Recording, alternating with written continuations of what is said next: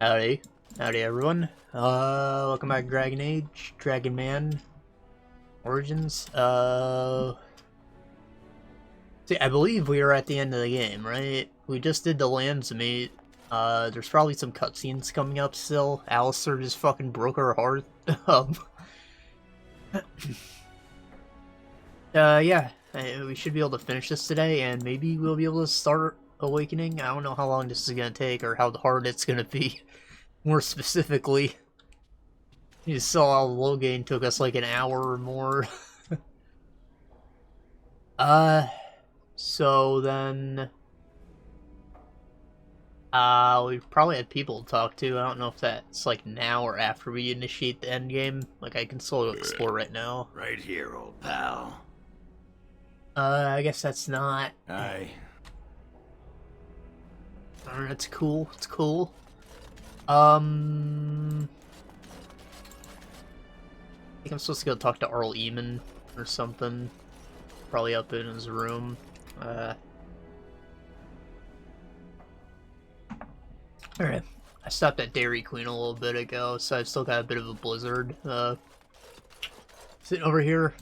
Apologies if I, like, take a second to take a bite every now and then, but it's good, guys. Say what you want about the food. I personally think it's pretty impossible to fuck up a chicken tender. But, ice cream's always solid.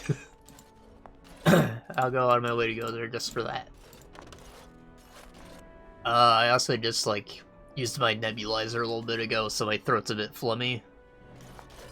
I'm gonna try and drink water to help with that a bit.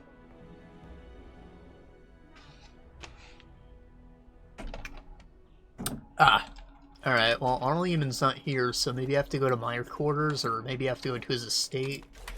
I just read the journal, right? The final battle. You've gathered allies, now it's time to head to Redcliffe where your army assembles. Oh, okay. Ah.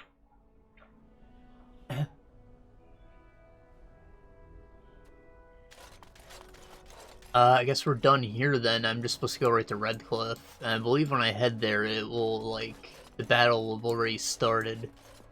There's no turning back once you're actually at the castle, I think.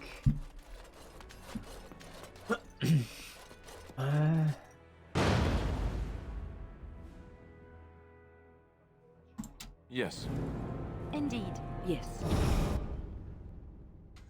Mm-hmm.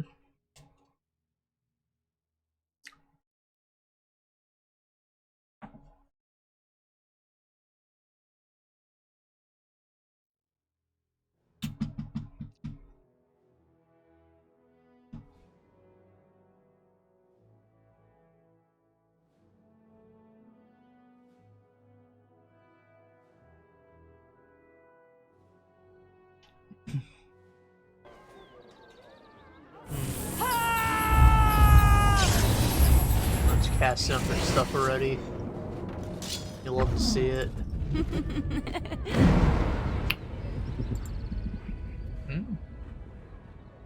Song of Valor. Not Courage. Bard launched an epic song or a party of exploits granted bonuses to attack, to damage, and critical chance.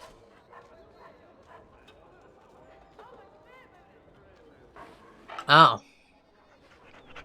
Seems I assigned the wrong song, though, it was pretty good. I wouldn't not use it.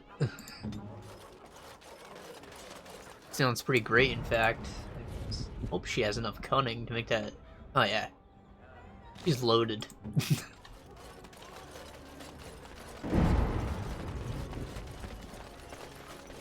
Oh, look at the chipmunk!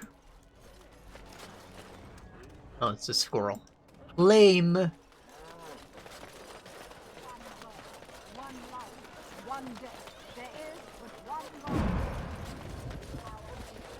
Probably didn't even need to walk this gate, but we did.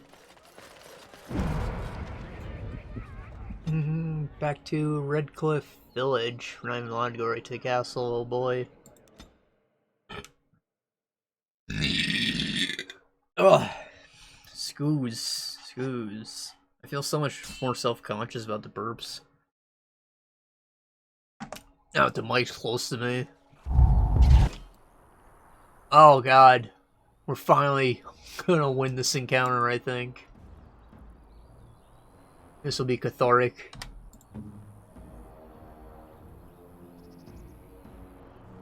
Where's the emissary? Oh, this one. Fuck him up.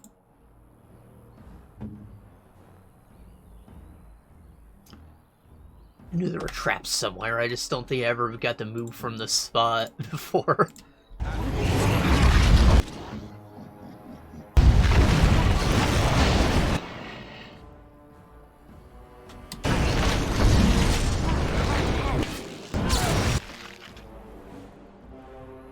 Nice.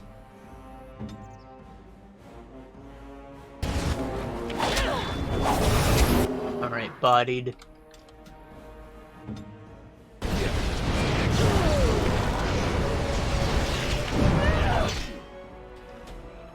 Get him. They got this, right? Dog got this. Dog gang.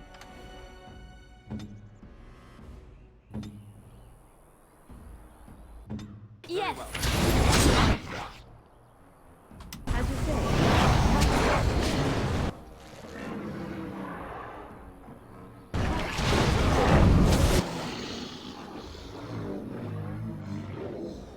Dog got this. Or, well, Anna might die. Just, like, do this to prevent her from having an injury.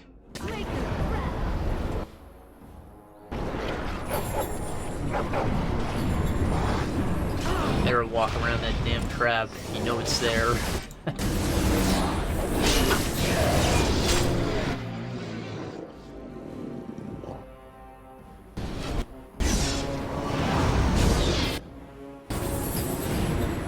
Yay, we did it.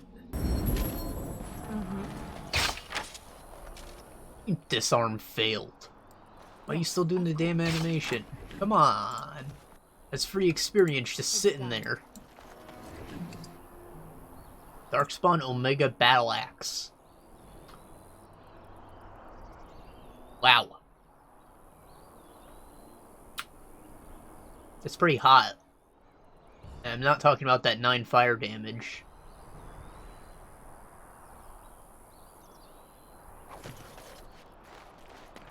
What was that, like 4 or 5 rune slots? 9 fire damage already built in? The dexterity detriment, like, sucks, but, like, that's actually pretty great.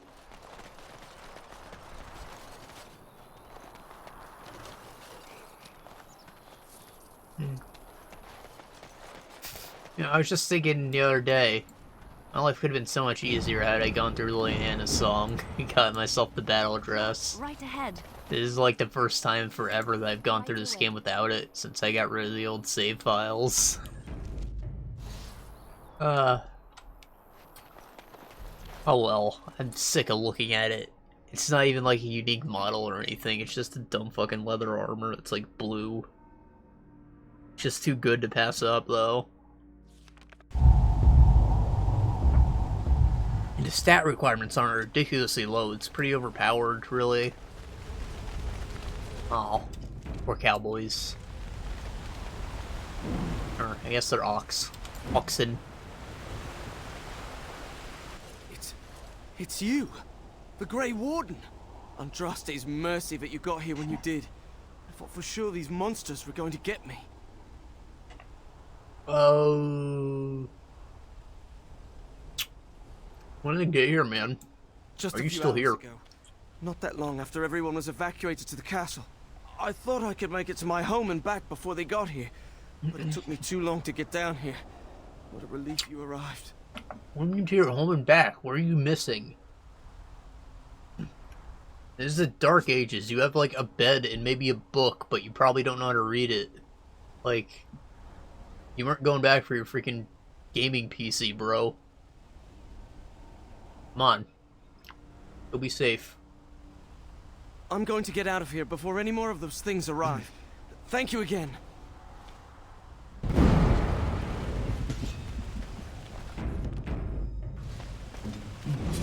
I think I can just go straight to the castle, but I should probably clear out this village. To gauge for how hard these guys are gonna be. Looks like these are low-tier darkspawn.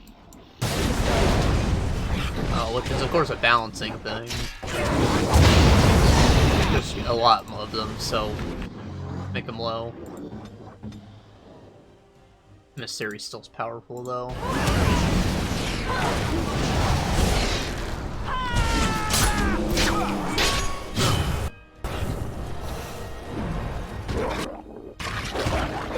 Wow, it's like we're the monsters now.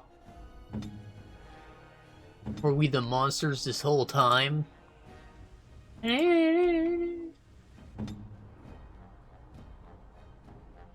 us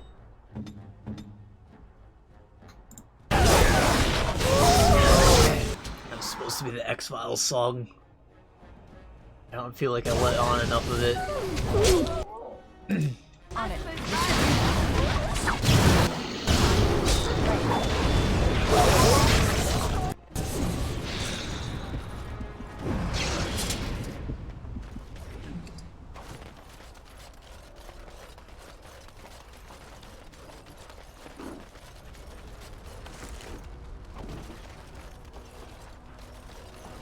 Let's get started.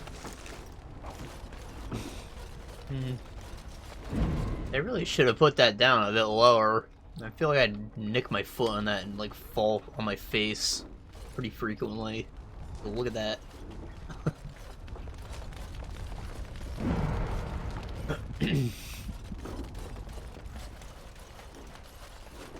Trait, did I never pee on this? Hell yeah. This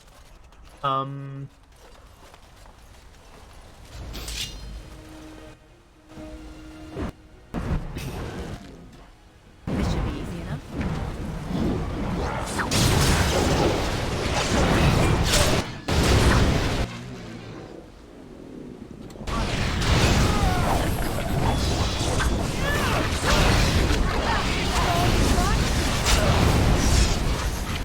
So, here's a cool tip about like level design. Just like adding differences in elevation like this helps create really interesting looking architecture. Like look at this tavern. It could have just been just that building on a flat surface, but like because these cliffs are here and stuff, we get all this weird scaffolding and stuff, and like parts of it are hanging above the cliff because they like didn't have enough space up there, and it looks interesting.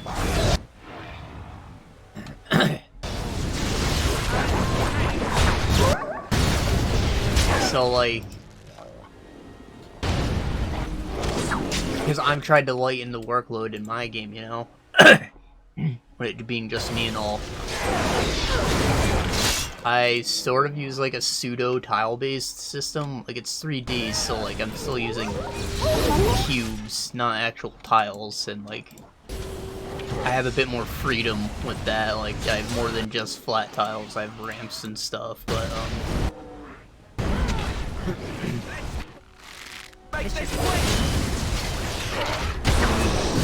you know, it's just like hard to get the creative juices flowing when I'm just looking at a flat surface. So like, a much quicker way to spit out levels would probably be to just like open up a terrain editor and just like sculpt out some mountains and whatnot and start placing buildings around that and let the architecture flow naturally from that. Like putting bridges over this little thing and like, oh, look at this little gap we made, we can put a waterfall there. That'd be cool, right? I've been meaning to experiment more with it. It's just like a lot of things in the Unity engine are like not necessarily native. Like they were built by some outside developer, and so you can't use like keyboard shortcuts and stuff to make the tools feel intuitive. It's just like a lot to wrap your head around, and like it's not properly implemented. So I never got around to like learning how to use that particular tool. As you wish. Right. Despite it making things a lot simpler in many areas. like having wind blow on your trees and grass and stuff, like that's just built in, but I can't take advantage of that without using a terrain. Of course I do have windy grass, I can't on my own solution for now. Anyways, I think that like that kind of difference in elevation philosophy is what helped make the city that I like just finished making. Took about 2 months. I think that it made it come out really cool because of the unique environment I put it in. I still have to like populate the level with enemies and stuff, but for the most part it's done. Placing enemies doesn't take very long. I have them set up to work like out of the box for the most part. Smart pathfinding, so like they can work anywhere I drop them. And then we get to make our first boss, which again I already have all this designed out, and like say if the area should be simple enough, it's just gonna be one room. So I just have to worry about like writing his AI and balancing him out specifically. But again, I made like the AI system all modular too, so I should only have to write one specific script to like determine when he uses moves really. As far as his like movement, pathfinding, and whatnot go. His health, that should all be worked out already. I'm excited. Excited because I'll finally be able to say I'm like halfway done to putting out a demo. Ideally, that'll be like the end of the in-game tutorial, so that will be what we call a vertical slice, where like I've shown a bit of what the game has to offer. Kill the boss, you get your first upgrade, and then we get to make exploration a bit more interesting for the next part. Start hiding more secrets that are not on the surface anymore. Let's get started.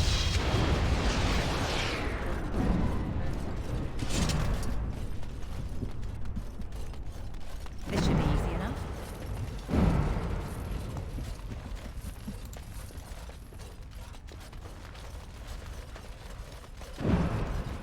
And I still just need to get on making sounds. Like, I feel like it's very important, and I need to just take a day to do that. The reason I've been avoiding it isn't because I don't have any, or I'm worried about paying royalties or whatever. Like, I bought sound effect packs, I bought music packs that I can use. I also have a friend who's like a musician, though, you know, it's slow going. Because I don't have, like, enough work to just have him do stuff for me yet. There's not enough there to have him commission a ton of different songs. Though I might replace some of the ones I bought with stuff that he made at some point. Anyways, the reason I like keep avoiding it is just because I like to put on a podcast or music or something in the background. But if you're working with sounds, you gotta like turn all that off. And just sit there and be like, is this good? Is this good? Very much like editing videos, it's just like really boring because you have to sit there and actually listen to it. I freaking quelled my backlog so many weeks ago, and now like it's back. I have like 4 things to edit. Just gonna add to that pile. Oh. I feel like I've gone a bit quicker with it though. Anyways, this place is cleared out, so we can just get moving. See, I don't really have a game to talk. No, I do. I've mostly been like playing more stuff. Like we talked about Pikmin 3 last time. I've been playing more of that. I do have more to say now, I guess. Still playing Hades, of course. I'm working on a ton of other stuff, but you know, I just thought there has to be something that I like abandoned a while ago, right? That I should go back to and finish. Well, turns out there was, and so I did finish one game. We're still stretching for stuff to talk about. I have another idea, I guess. This is the next.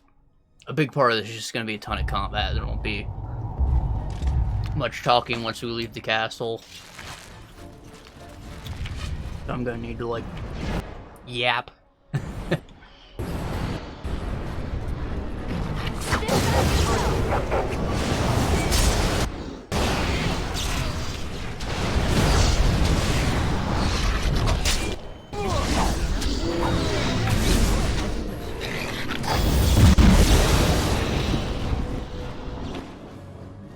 Alistair.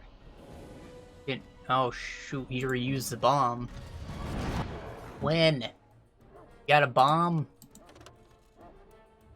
Wow, they're being ambushed. Whatever, I got this. Go down, little man. This should be easy enough.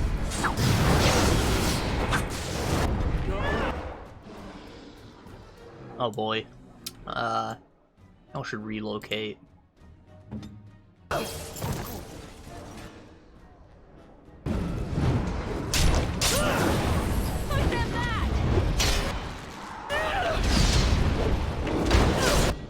Whoa. Get him. Get it, America. Here comes trouble!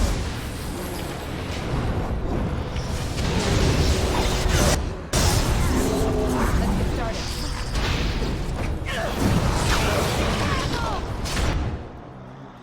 Ah, God, I forgot a big part of the final battle is in Denerim. That's gonna suck, because, like, the game's gonna crash, I'm sure. I don't know what's up with Denerim. Everywhere else has been pretty smooth. It's not like we're laggy anywhere either. It's either you or me!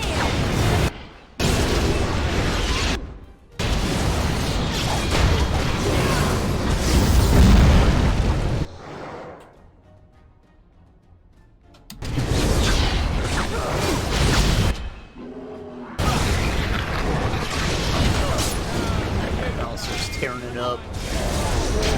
Love to see it. After Hello Gain freaking twists his nipples in front of us all.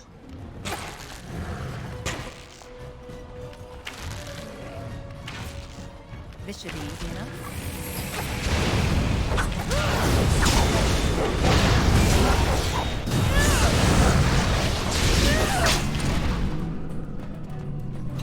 Oh, yeah, you know what else I like freaking facepalmed post-stream? You're here. Thank goodness. What happened? I don't rightly know. The Order of the Grey Wardens arrived this morning, just ahead of the Darkspawn.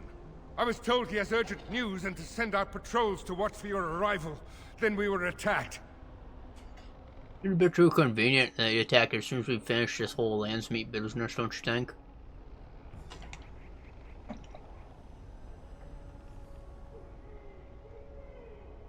There might be stragglers, but you seem to have taken care of most of them out here. That's rather remarkable, really.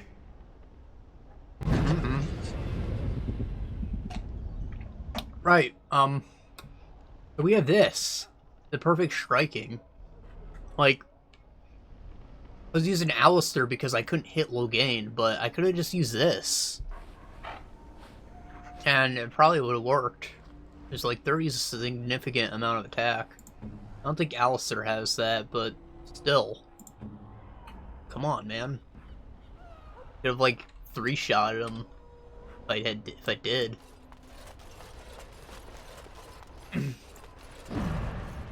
On it.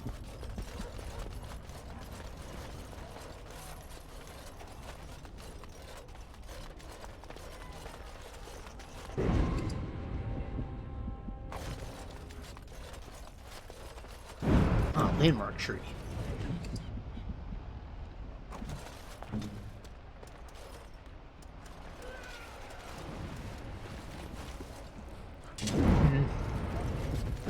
This is the longest I've ever let my mustache get. I'm a bit of a flavor saver and not entirely fond of it in most situations. So normally I shave it off and just go like to flat goatee because it's like blonde, so it doesn't really show well. Kind of blends in with the rest of my skin tone. but I thought I'd just leave it because it's freaking cold out. Kinda regret it. I guess I have to talk to the guard to go inside. Weird. I was told to watch for your arrival, Warden. Your comrades Riordan. I should take you to the hall right away, my lady. They'll be waiting for you there.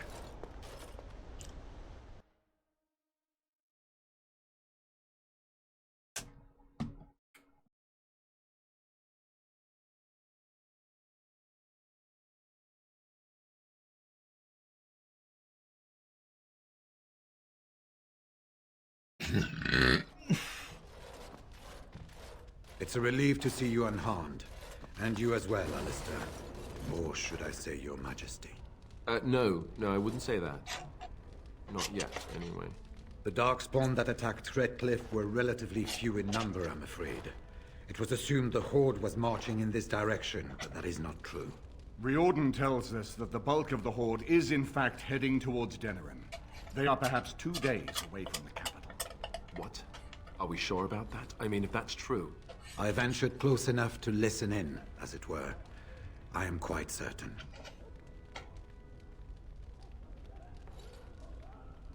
Alright, I think that's finished.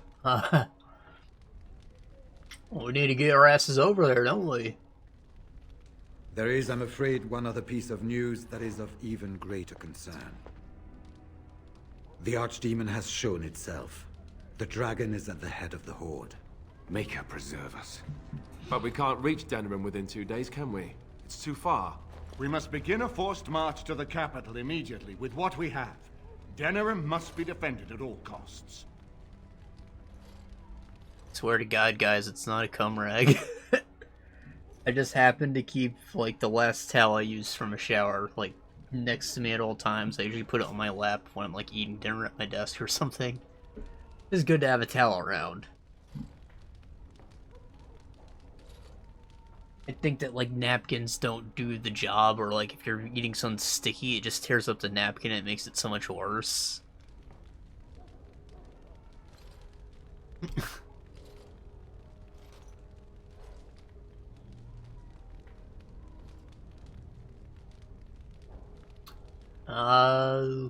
Impossible to reach the city in time.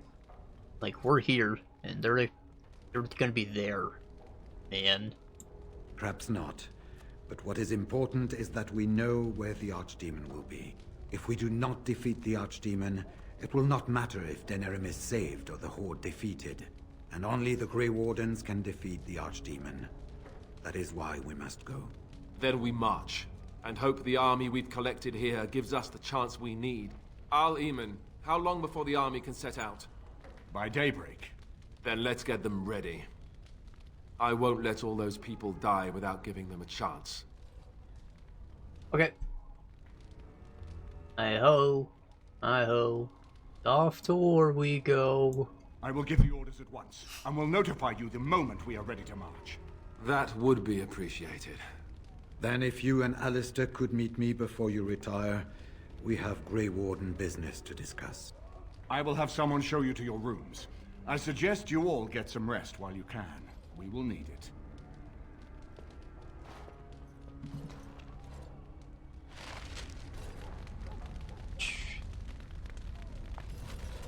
Alright, as I was saying, not that anyone freaking cares. My beard has like 3 different colors in it. It's pretty weird. It like starts blonde as you go up, and then it transitions into like the brown that the rest of my hair is. And like towards the bottom, it has like a lot of red hairs, which is weird. I guess red is technically just like a shade of black hair, which is even stranger because like there are 2 spectrums generally. There's the red and black, and then the blonde to brown. They usually don't mix, but like my uncle has the black/red deal going on, so like I've got like a mix of everyone's hair. Pretty weird. And my actual hair itself, it's always had a mix of the brown and blonde. I was definitely completely blonde when I was a child, but like sometime I was like 4 maybe, it just transitioned to being predominantly brown. It still looks blonde in the right light. Which again, it kind of blends in with my skin tone, so it really doesn't help the premature balding thing.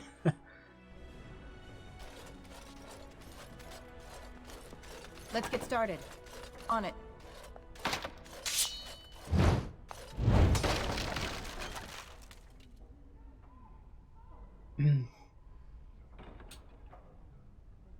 These maps. Now we've defeated Logain, I can talk about it. He's a secret companion. As I said, Alistair isn't allowed to live or like stay in the country if he's not on the throne. Despite the fact he's a Grey Warden, and it'd be smart to keep him around to fight the freaking Archdemon, Nora just kicks him out or executes him or whatever. So in replacement, you get Logain. Who is by far less useful. I mean, he's still basically just a shield guy tank. And, like, it's cool to talk to him finally as a buddy, but, like, you get all that out of the way in one sitting, because you're at the end of the game already, right? But also, we don't have the ability to do the joining, so, like, he's less useful than Alistair in that he can't kill the Archdemon.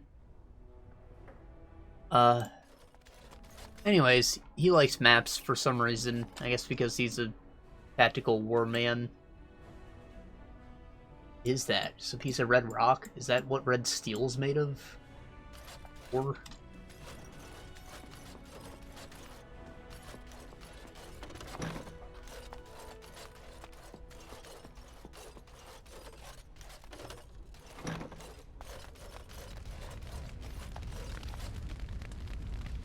What the room you got here? Where are your bed sheets at, though?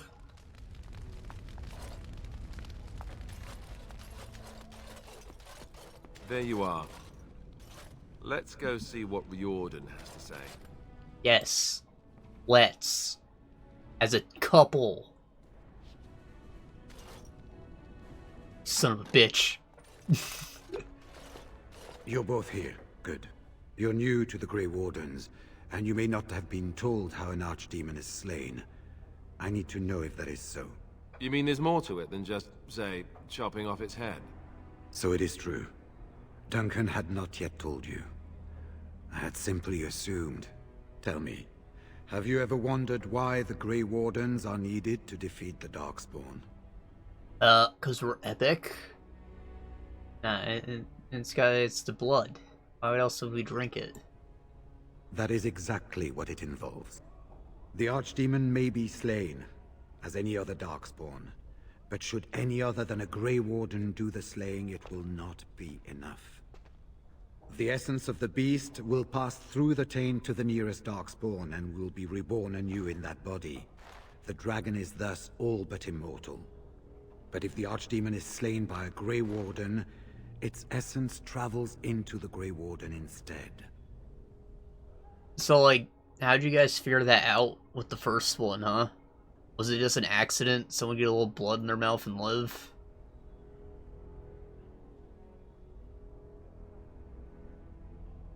And what happens to the man? A Darkspawn is an empty, soulless vessel, but a Grey Warden is not. The essence of the Archdemon is destroyed, and so is the Grey Warden. Meaning... the Grey Warden who kills the Archdemon dies? Yes. Without the Archdemon, the Blight ends. It is the only way.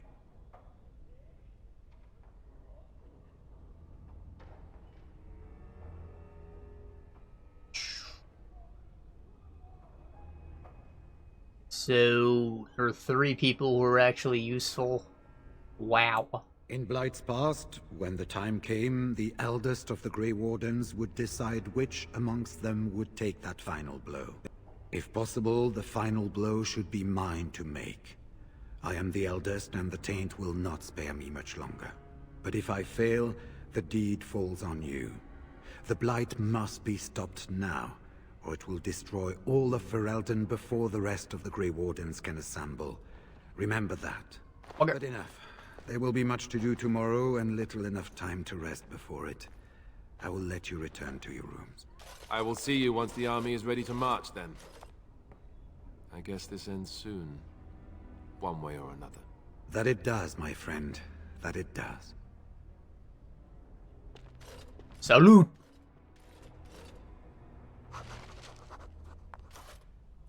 Well, he just came in here to say, hey, I'm taking the final blow. You better not, like, KS or anything, bro.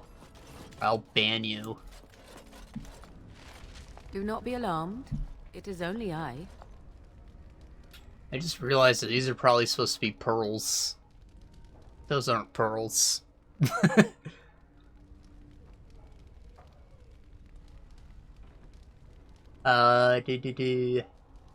You have your own bedroom? Why'd you put up another bonfire in mine? I decided that it was time we spoke. I have a plan, you see. A way out. The loop in your hole. I know what Talking about my happens sphinx? when the Archdemon dies. I know a Grey Warden must be sacrificed, and that sacrifice could be you. I have come to tell you that this does not need to be. How do you know?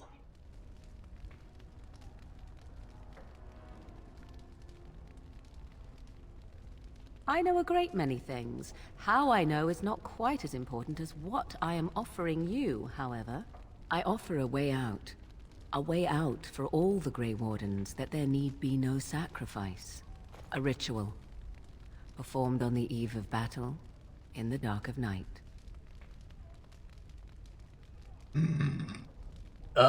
Yeah, that sounds sus. Anything to do with magic stirs one's fear, especially amongst those who do not understand it. What I speak of is old magic, a ritual from a time long before the Circle of Magi was ever created. Some might call it blood magic, but that is but a name. There is far more to fear in this world than names. Mm-hmm.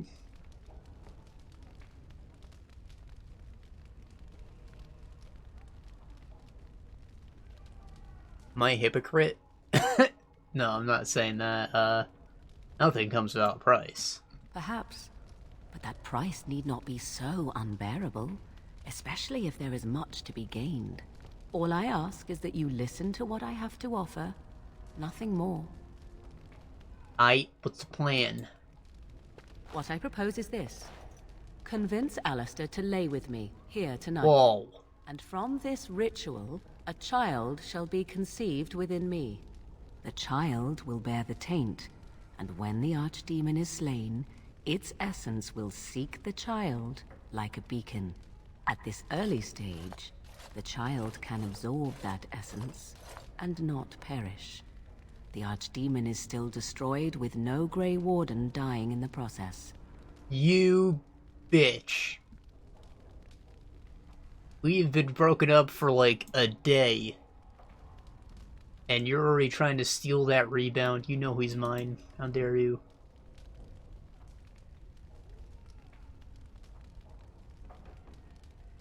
Why don't you go ask him? Trying to shove your puss in my face, huh? Alistair despises me. You know this. He rarely listens to reason, but he would listen to you. You, of all people, could influence him. Think about what I offer you. The chance to avoid death. Or better yet, the chance to slay the Archdemon and live as a hero. No Grey Warden has ever done this.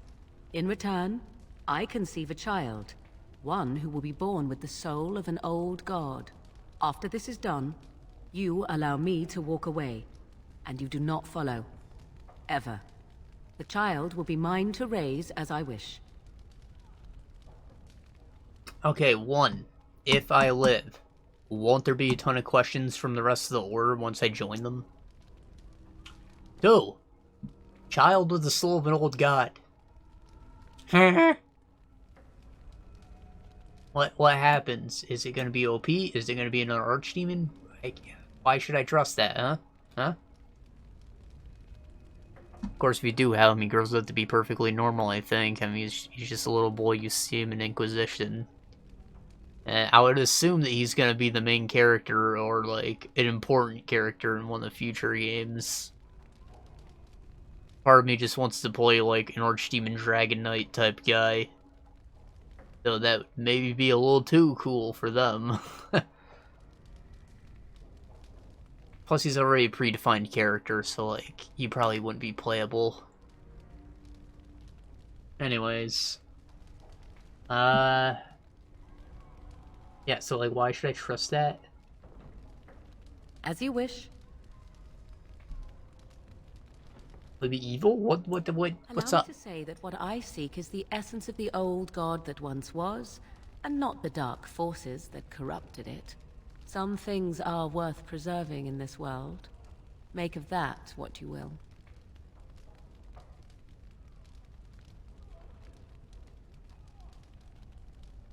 I hadn't considered that, actually. The Darkspawn look for the soul of an old god and corrupt it to make an Archdemon. So, once it's dead, he could just get the god soul, not even the Archdemon itself. Huh. That'd be cool. I think that the old gods were supposed to be dragons, just because dragons are cool, I guess. So the whole Dragonite thing, still a possibility. What if Alistair wants to see it? He's a good guy, you know.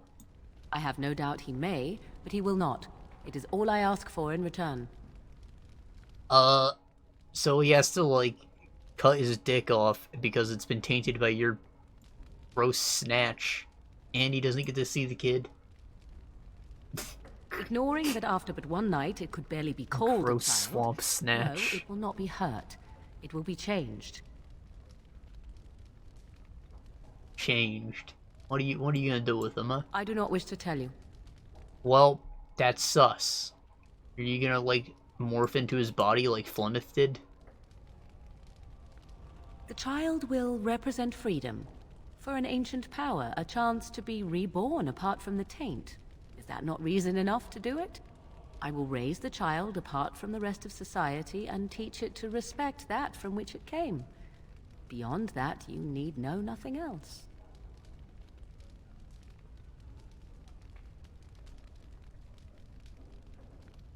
Enough You of have that. decided?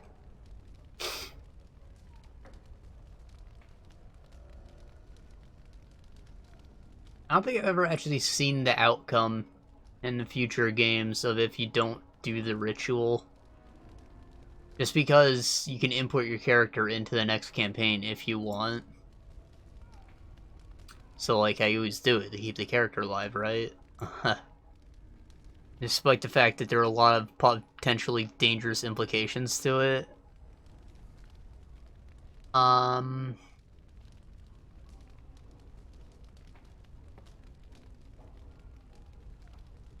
However, why not Riordan, huh? Even if I thought Riordan could be convinced, he is unsuitable. I need one who has not been tainted for long. It must be him, and it must be tonight. Can't you just, like, witch yourself a Fudacock?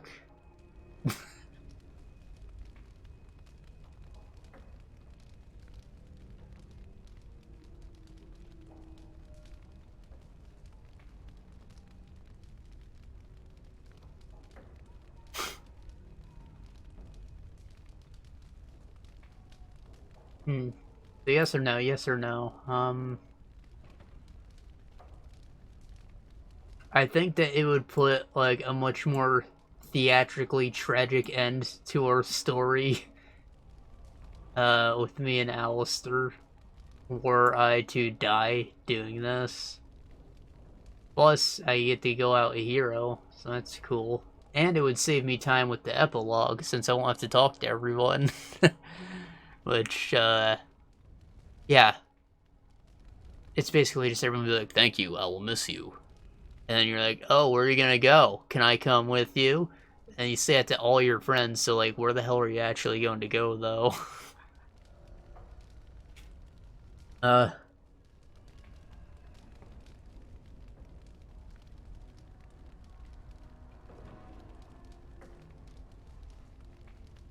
No.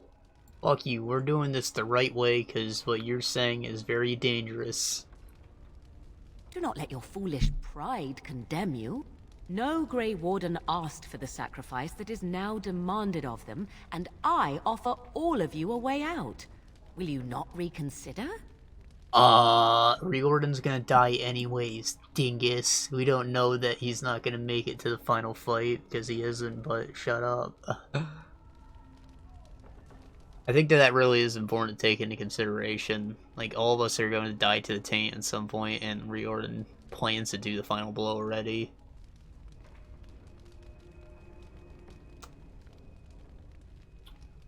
Anyways, no, I think this will put a better bow on our story. I was talking about last time, trying to roleplay a bit, so like I'm trying to tell my story. During the epilogue, I guess we'll try and like put a cohesive narrative to everything that we've done. Let's explain the outcomes. See if I made any like character breaks anywhere, like killing everyone to alienage. That'll be hard to justify.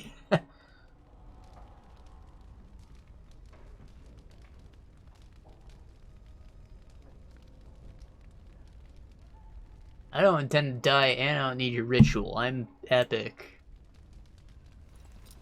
Then you are a fool. I will not stand by and watch you waste this opportunity. Die if you feel it is worthwhile, or be overshadowed. I care not. Overshadowed me? Nobody's got a sword bigger.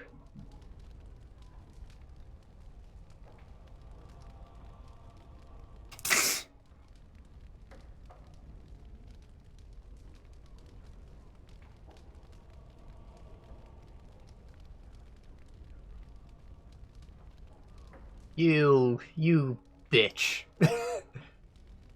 I am gonna say that because I wanted to fucking complain about her trying to make a move on Alistair. And I have done nothing for you. I have offered you nothing. Do not speak to me of gratitude. Fare you well, my friend. I do what I must now, and so shall you. You're gonna go taint someone in the street and then rape them? Trying to get this ritual done anyways.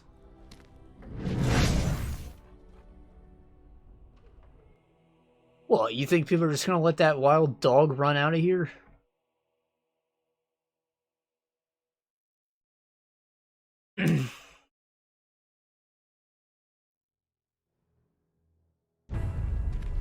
Nah, for real though, she doesn't do the ritual, I don't think. Like, your character does die.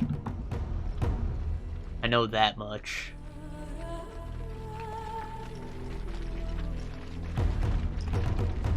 We have gathered all the forces we can. You want to play some rugby?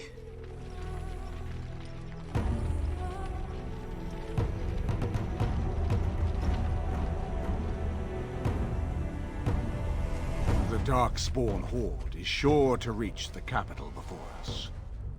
And so we must race to Denerim as quickly as we can. The lives of many thousands hang. Where are the golems at?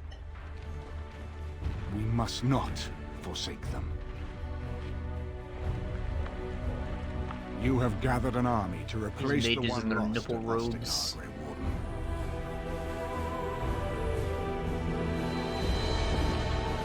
Let us pray that it will be enough.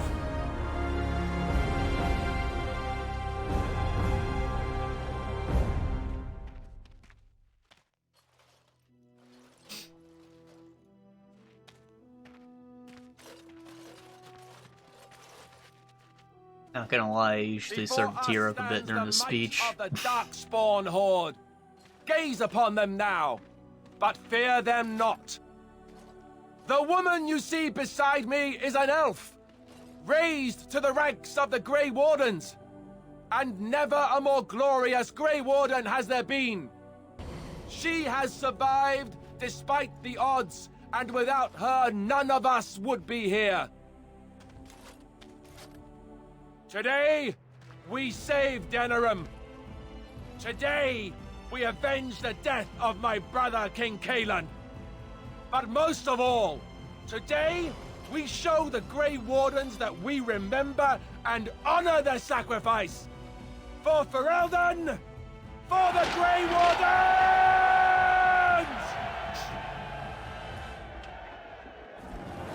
Nora gives the same speech, but it's less impactful coming from her. Not because she's a woman, she's just like, she's fake. It's insincere.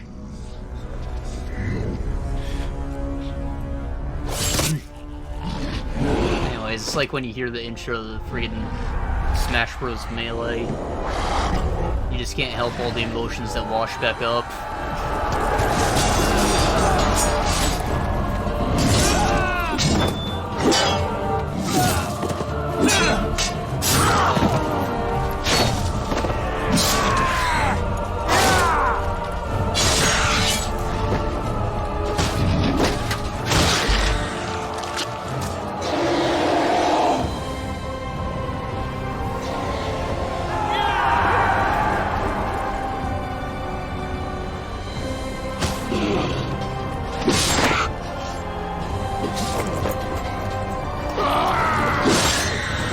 S-tier equipment they got on. I only saw one enchanted weapon in there, though. I'm not giving enough runes.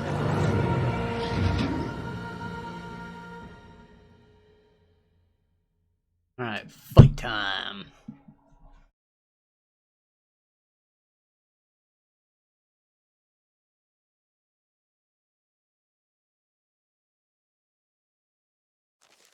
Dark spot.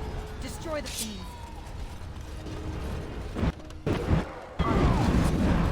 Aren't they moving?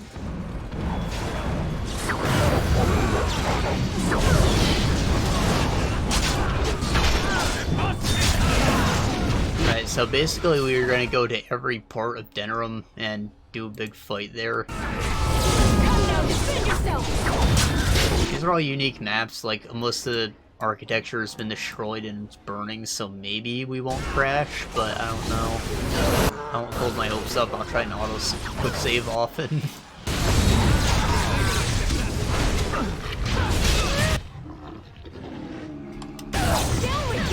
But normally this is just like a power trip, because these are all like beginning of the game level Darkspawn. Of course those kinds hold a fighting chance against us still. But I think that they like increase in difficulty as you get closer to the Archdemon.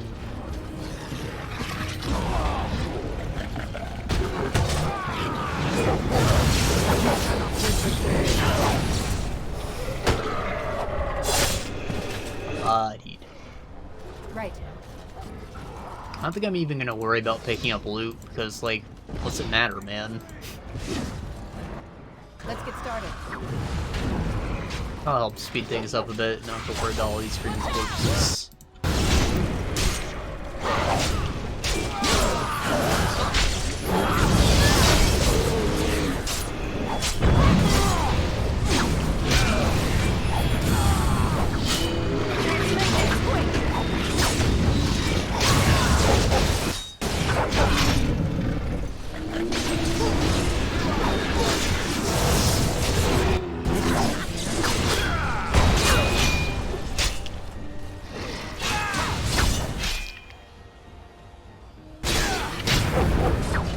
It's already been an hour and we've only gotten here.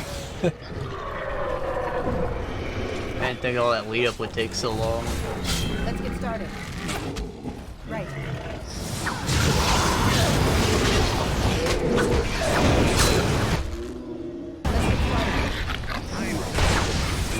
Stuck on someone.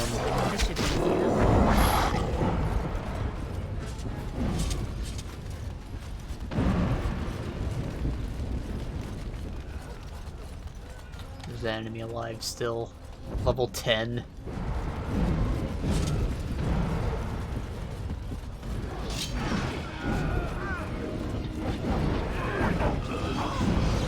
Nice seeing all of our companions fighting with us. Too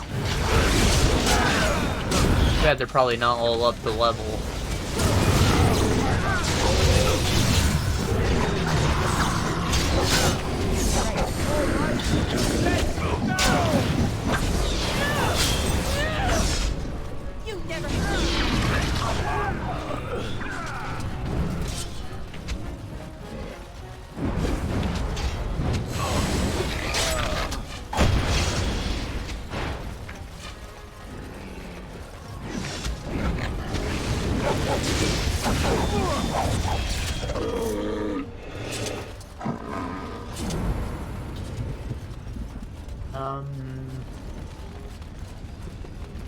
But we're also gonna have to set up, like, a squad to stay behind. I don't think it encompasses all of our companions, because there's so many of them now with the DLCs and stuff, but... I will have to, like, pick someone that I want to play later, which will probably just be Ogren, since we're basically the same character.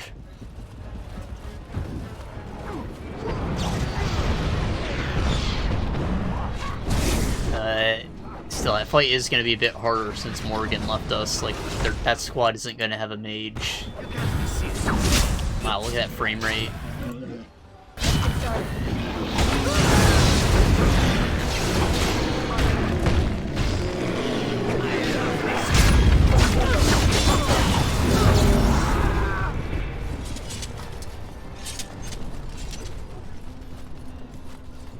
It's gotta be coming from the processor.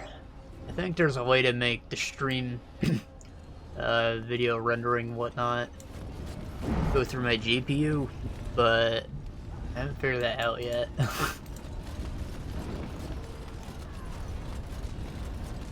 I've been playing Control too, and like there are parts of it, the game has like a lot of physics simulation, because that's like the whole gimmick, I guess.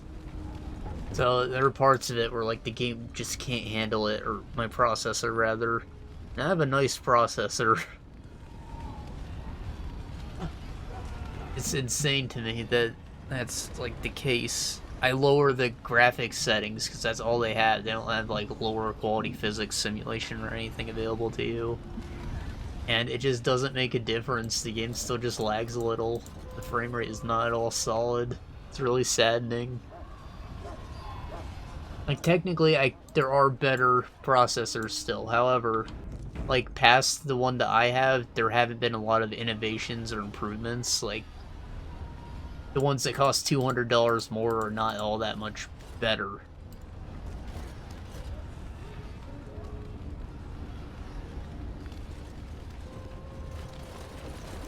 You've managed to fight your way to the gates.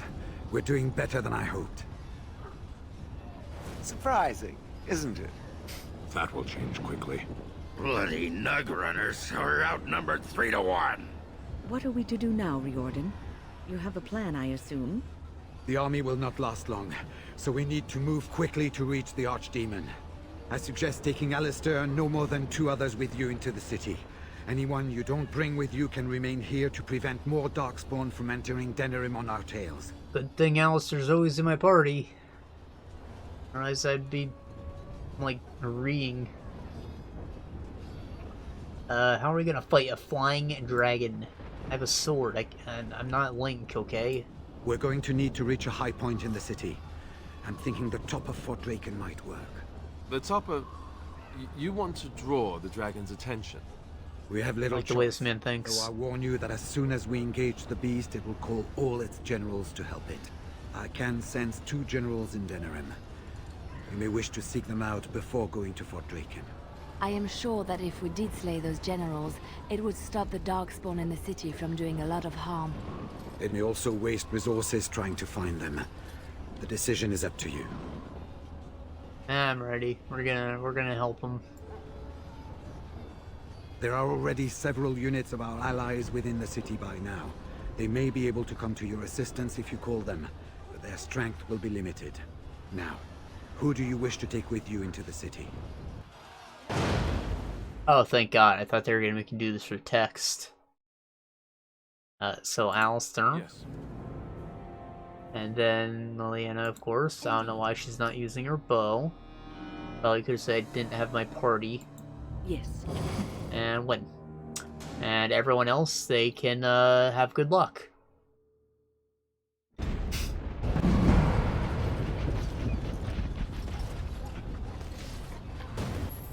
Fair enough. Anyone else will need to remain here and assist in keeping more Darkspawn from coming in the gates behind us. Who will lead them? Ogren's a warrior cast, Andy's my boy, and we're like the same character, so... Fine. Let's just move into the blasted main event already. Good. That should be sufficient. Nothing you have done has prepared you for what you face now. May the Maker watch over you. So, this is it. This is it. Guess I'm gonna die now. Is Eeyore, but drunk.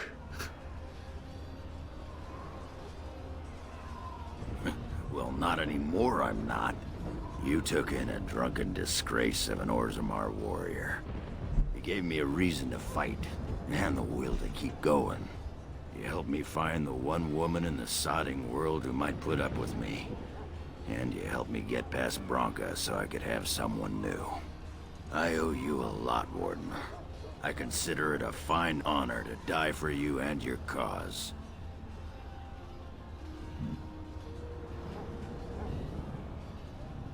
The honor's mine? Okay. Then it's sodding honor for everyone.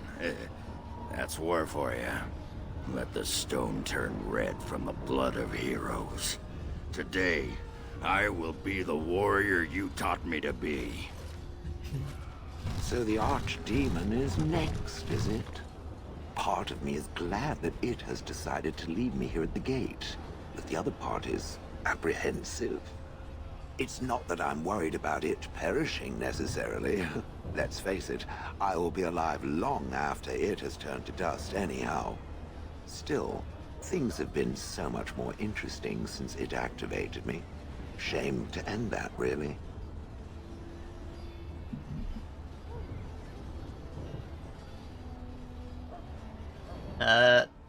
Take that as grok. If it likes. Well then, I suppose this is it. Have fun storming the castle. Leader hater. Hell yeah. Are you ready? Excited breathing. We have reached the battlefield at last. Yes. Thank you for your help, Sten. I'm sorry we couldn't find your sword. I swear to God I tried. I have done nothing. You have carried us this far. Do not doubt that. So this is it? This is the end? We've come so far. It's arms strange go. knowing that all our fates will be decided in a matter of hours. We stand on the precipice before the greatest battle of our age. I wonder if the heroes of old ever felt like this. Yeah, why not? I am not afraid. We go to fight for a good cause, and there is nowhere else I would rather be. This day, we will forge a legend of our own. See through her hair. Running off to slay dragons without me, Fine, fine. Say hello to the Archdemon. Where'd your arms go? He never writes anymore. It's rather distressing. And do watch your back. No getting eaten, unless you think it's really important, of course. I probably should have played Zevran, since he requires so much of my attention. Either we both die trying to kill it, or one of us dies making the final blow. Either way, both of us aren't walking out of here. So I just want you to know that it's been an honor fighting by your side.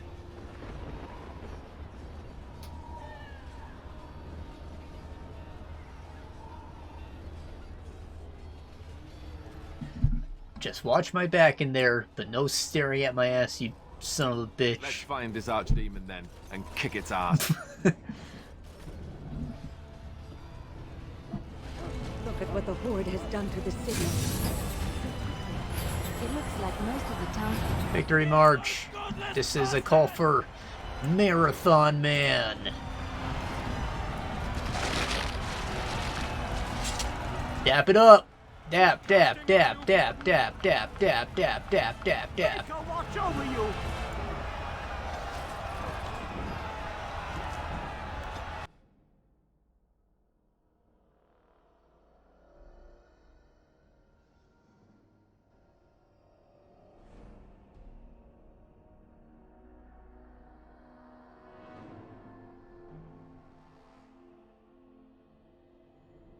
I'm gonna turn off Marathon Man because the blood loss is too intense. A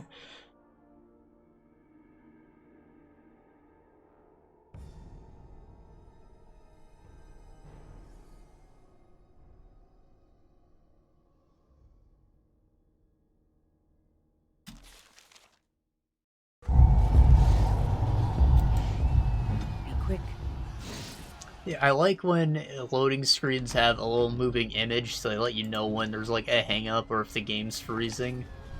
I've noticed that in like a lot of the newer games, they just don't do that anymore. I don't know why.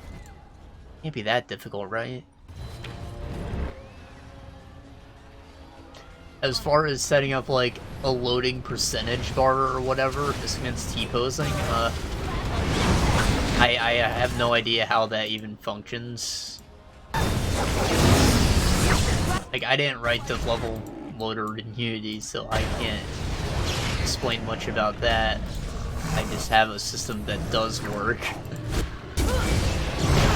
I don't actually have anything set on display for loads either, because like the load times are so quick. So I plan to add something just in case. So I noticed like a lot of developers instead will do like just little text blurts about what's actually going on. Basically like debug code. So like sometimes it'd be like loading terrain, updating enemies, positioning players. And I think that that's cool too.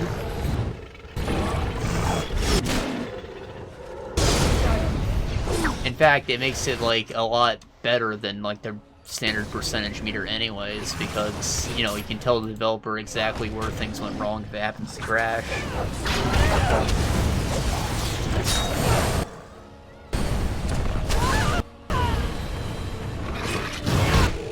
Like if it happens when it's updating all the objects that you've interacted with or whatever, it's possible that your save file was corrupt or something, right? They can just like tell you that. That'd be good for peace of mind. There's so many ogres, man. Shit.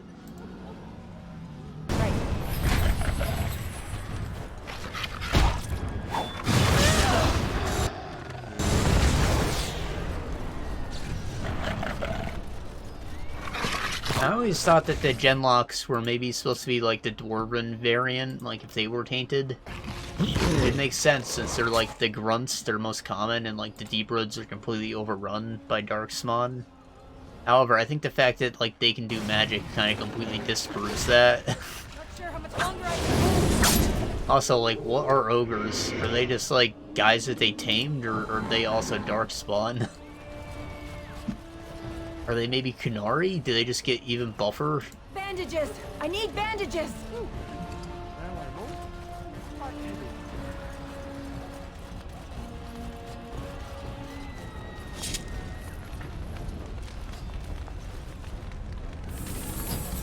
I take strength.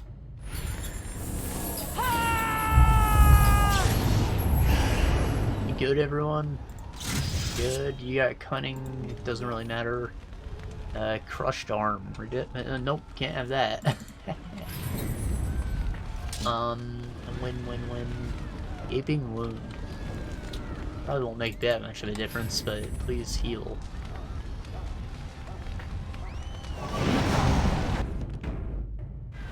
Okay. Said I was done with loot. Yeah, I'm still clicking on the guys. That's the problem. I think there is a store just before the final fight, and I think he has a few unique, powerful items, because you're at the end of the game, so why not? But On it. I'm still not too worried about it. I don't even really want to browse his wares or anything, honestly.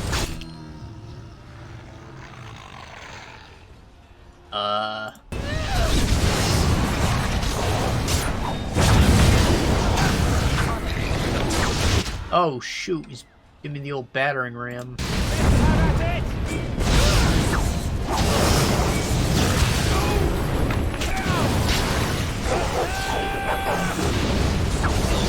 Damn. Oh boy, take this. Power of Christ compels you. Bash that ass.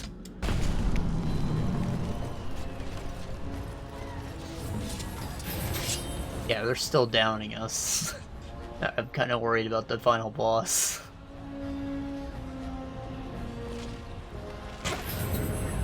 Right.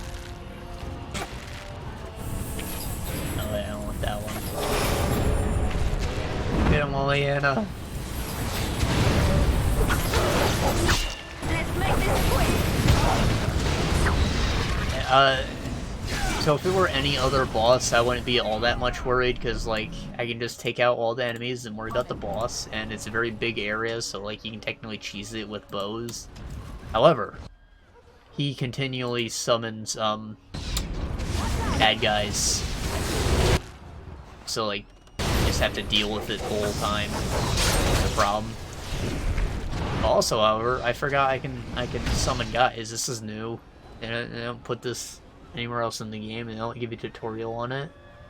I probably don't need to use it now because, you know, obviously we're almost done in this area. But I will use it in the next one since we're getting our ass beat a bit. So we good? Basically use this and guys show up.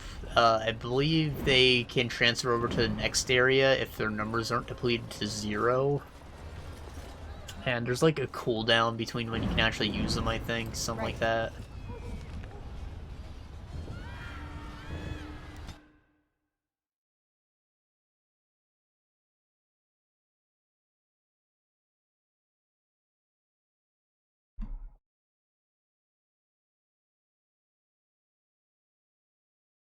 I'm kind of worried about summoning the mages. Part of the reason I like to do Templars instead. Because if they throw like a fireball or something, it's gonna hurt everyone.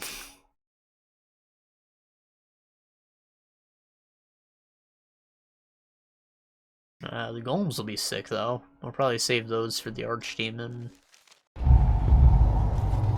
They might have been good in the last area too. Maybe I want someone who's more of a swarm, like the dwarves instead, or elves. Elves will be good against it with the bows. I think I probably did pee on the trees in Redcliffe before, but those were like unique raid maps. Cousin? Oh, am I glad to see you. The alienage is under attack. There's a large group of Darkspawn approaching and the gates won't hold. We need your help. Get yourselves out of here. No, this is my home as much as it is yours. If you're going to fight, then I will too.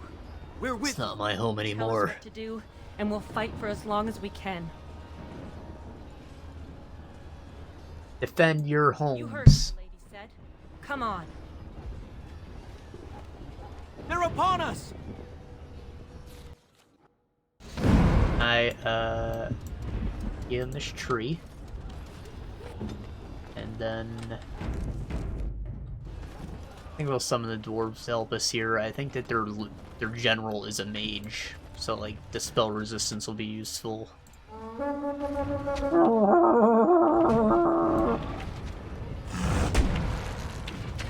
Let's get started. When you want to like stop him, flip. Thanks. Can I get him through this fence? No, can't. He's supposed to be the one knocking it down, so it would have been an issue if he actually died from that.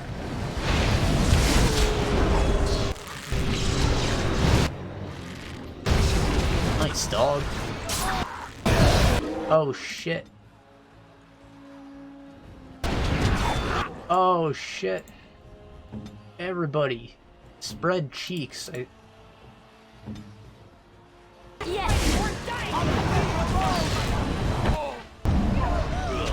Okay, we're good.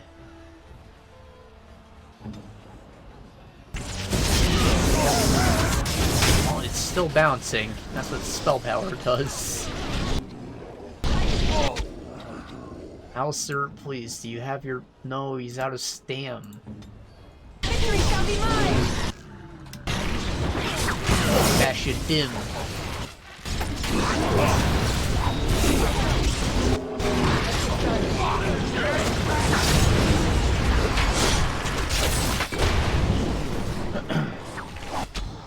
Lynn's actually alive still.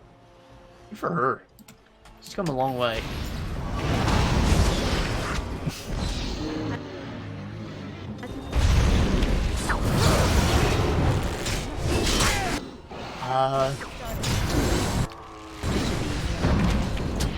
So, stuff to talk about, okay, so I said there's probably some that I abandoned a while ago and tried to come back to. There was, and that is Majora's Mask 3D.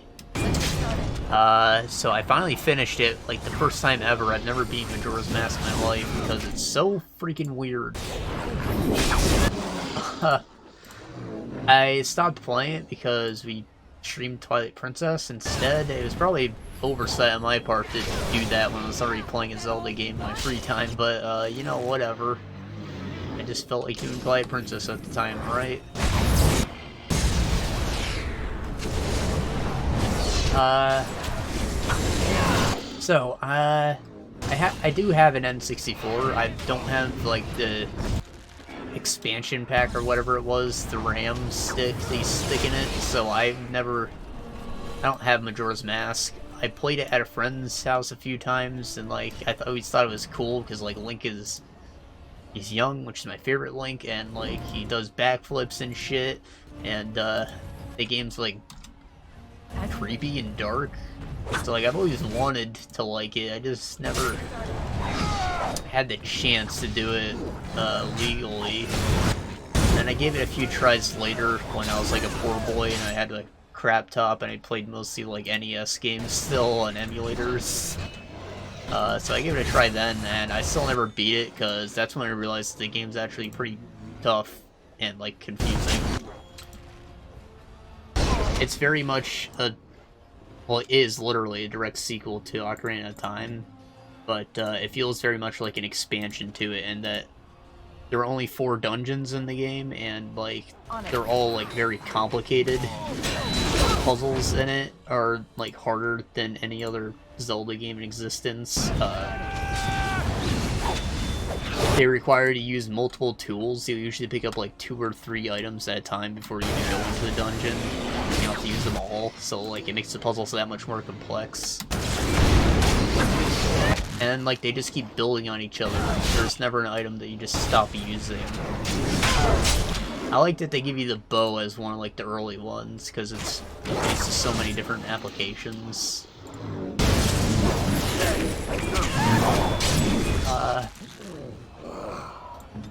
So in addition to that, there's also like, of course, the main mechanic that you put on Mask that transform you into different races, I guess.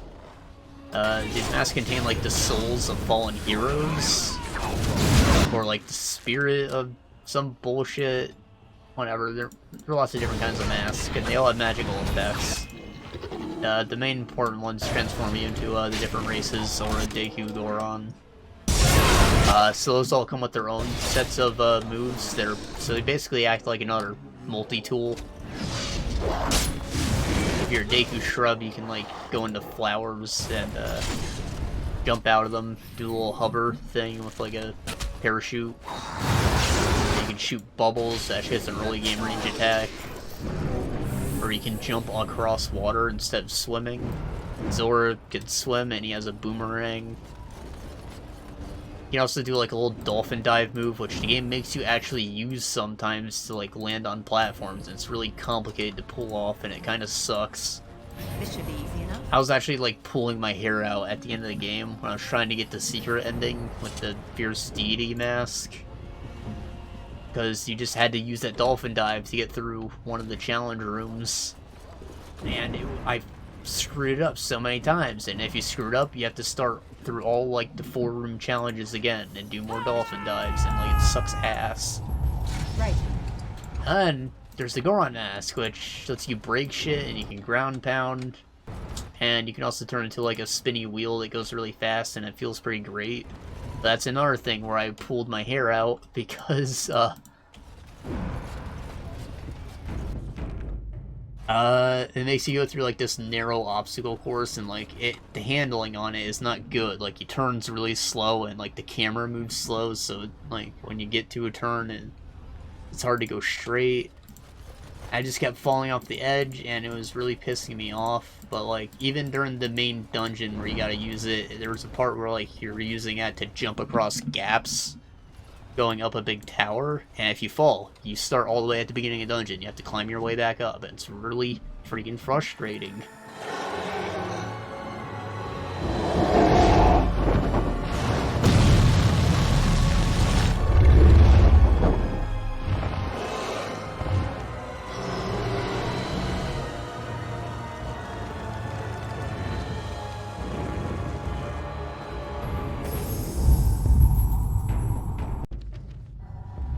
I think he just challenged me to a duel.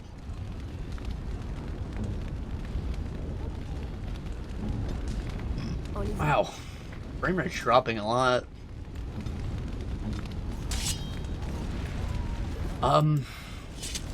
So, yeah, speaking of dungeons being frustrating, I basically only like the first dungeon, which is like the Swamp Palace, where you get the bow and you have the Deku Mask and you have bombs as well. Like, there's a decent amount of tools that you'd expect to have in a Zelda game available to you by then.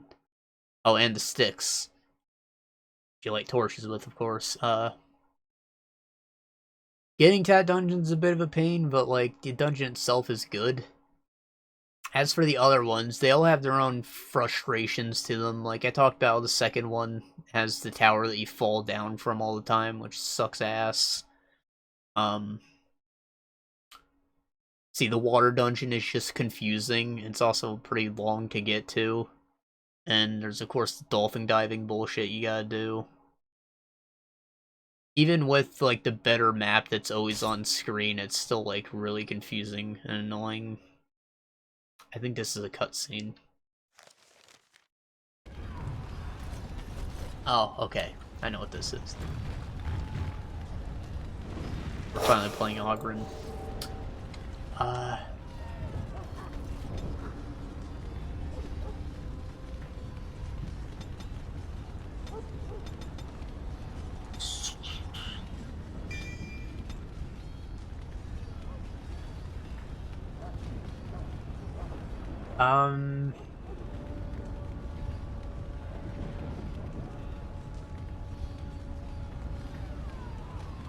The words are escaping me right now.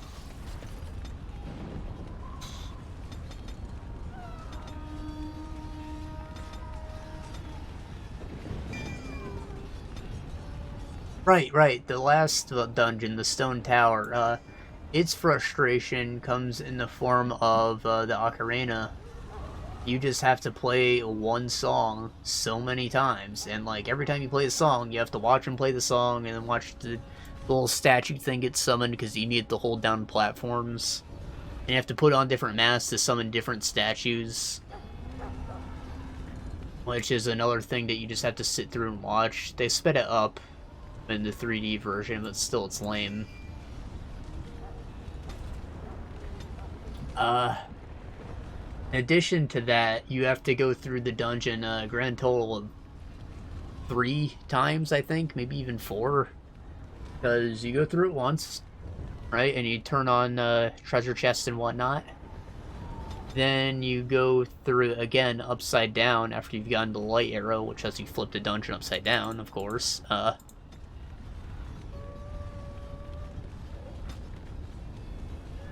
And then... Beware! A large group of Darkspawn have broken away from the battle! They're charging this way! They'll be here any minute! Played Severn.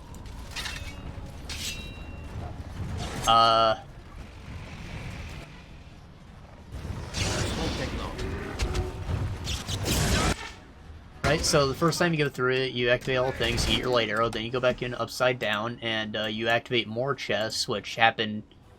A lot of them happen to be only available in the other, like, flipped right side up variant of the dungeon, so you have to go back again later if you want to collect all the fairies and stuff and get the final upgrade for yourself, which is a really powerful two-handed sword. It looks pretty cool, actually.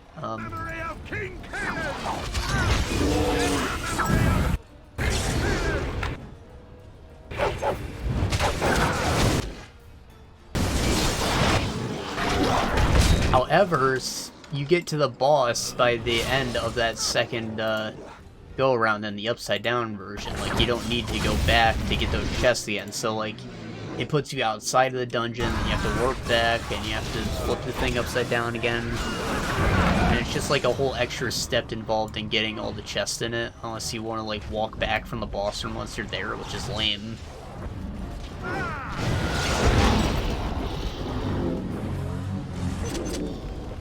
In addition to that, there were several times where, like, I didn't know what to do, because the game expects me to know that I can grapple hook onto chests, because they're made of wood, right? And, like, okay, that feels like a speedrunner exploit, and they're not wrong to do it, since, you know, there's a sequel to the other game, and, like, it's a lot harder already, so you're probably familiar with Ocarina's mechanics, but still, that's, like, not something that they ever made you do in Ocarina. At the very least, they should have made me summon the Scarecrow instead. Like, that would have made more sense. Shall I send word that the gates are secured? Yeah. Right away.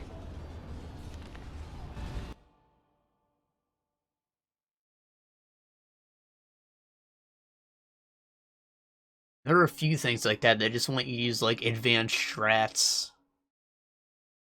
Like, I think there are a few jumps that you can't make unless you have the bunny HUD on for a speed boost, or maybe use the bomb mask to blow yourself up and get a bomb boost.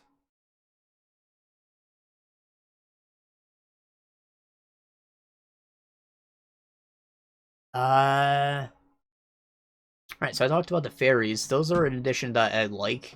They, like, encourage you to actually open up every whatever chest in a dungeon, because, you know, it's not going to be rupees. It's going to be a fairy, which will get you a cool upgrade, like getting bigger mana bar, or, reinforced hearts, which is basically armor, and I don't know why they just give you a different tunic instead of a different JPEG for your heart, but whatever.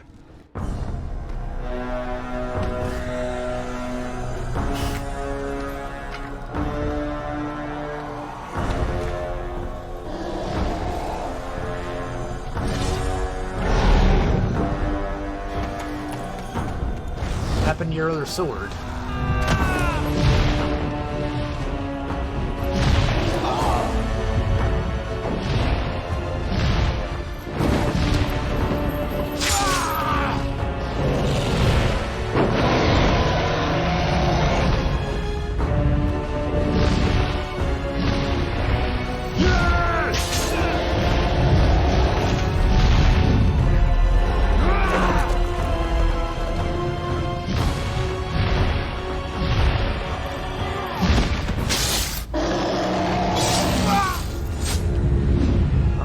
His unceremonious death. Dragon's about to go down like a helicopter, though.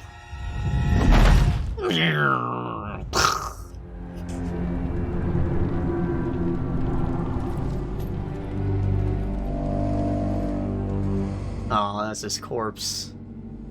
Poor boy. It has now dawned on me that I will have to make the final blow. Oh my.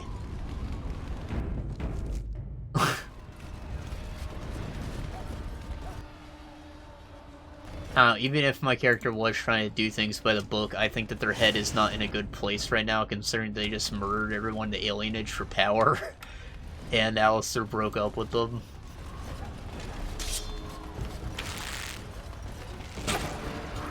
Alright, so what was I saying? Right, so the Stone Temple just sucks. It asks too much of you.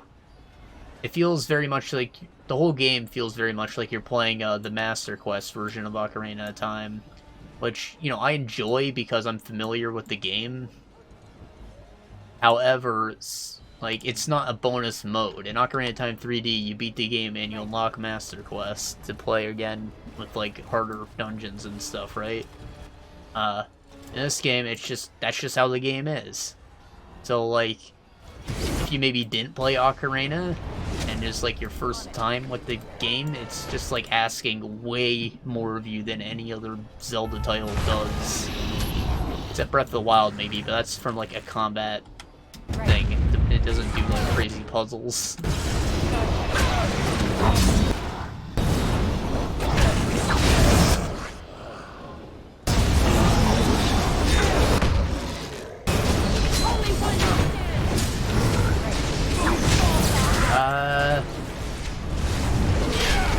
some people think that with the Zora Nest specifically, they like really ruined the game because they made swimming suck. Normally, you were able to like do a little dash move to do the dolphin dive, which you can still do if you're out of mana, but they just like combined it elegantly into one button, where you use your mana to like a damaging dash thing that you hold, and they've like set up jars that you swim through to like keep your mana bar up, and I think that it feels fine. All right, it feels good. But like a lot of people are just really salty about that because swimming was like fun feeling, I guess. I don't know.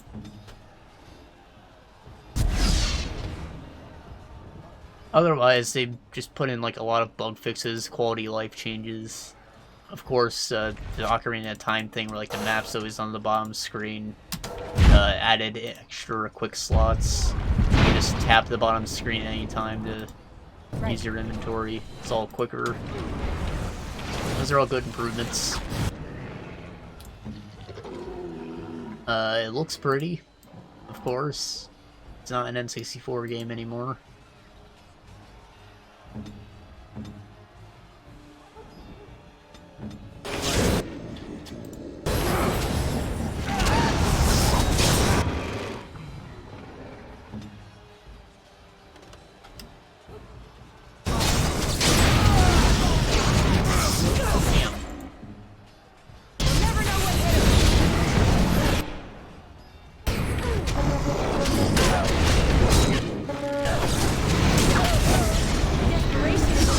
Forgot about the allies. I probably should have summoned them earlier. In fact, we're dead, so I'm just gonna... Right, so on top of all of that, there are other confusing mechanics in the Stone Temple. Like, there are mirrors, right? And you have the mirror shield for this. There was like a little mini dungeon leading up to it, where you got the mirror shield and you learned how light works. You use it to burn certain things. Or undead and stuff. Use it to destroy light blocks. Anyways, they added mirrors, and when you examine it, your fairy will tell you it's a mirror. It just looks like a normal mirror. So what would you expect to happen when you shine light on a mirror? A ricochet, right? It would bounce off in whatever direction the mirror is facing. No. These mirrors instead charge up based on how long you've been pointing the light at them, and they continue to spit it up for that long, so like you can run over to where the mirror is and pull out your shield and shine it on another mirror or block or whatever. How was I supposed to figure that out? I stood there for like 20 minutes being like, what the fuck? Trying to make it work. On it. Before I finally looked it up and they said, oh, you just have to charge the mirror. Nobody told me that.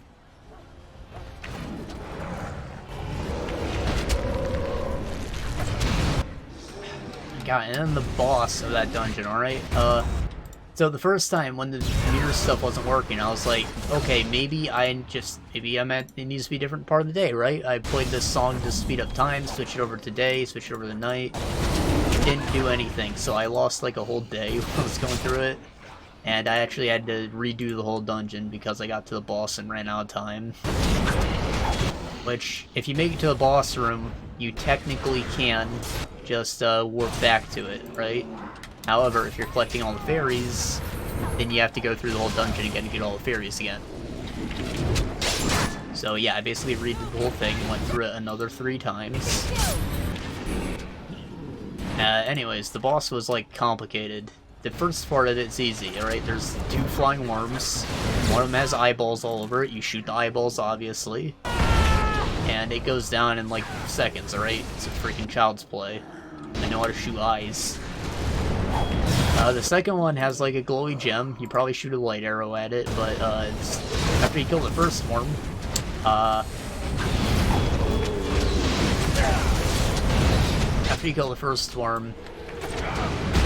he drops a new mask, which you can only use for that boss fight, so you might as well use it to enjoy the cool moment. Turns you into a giant, and you like bare knuckle brawl the second worm.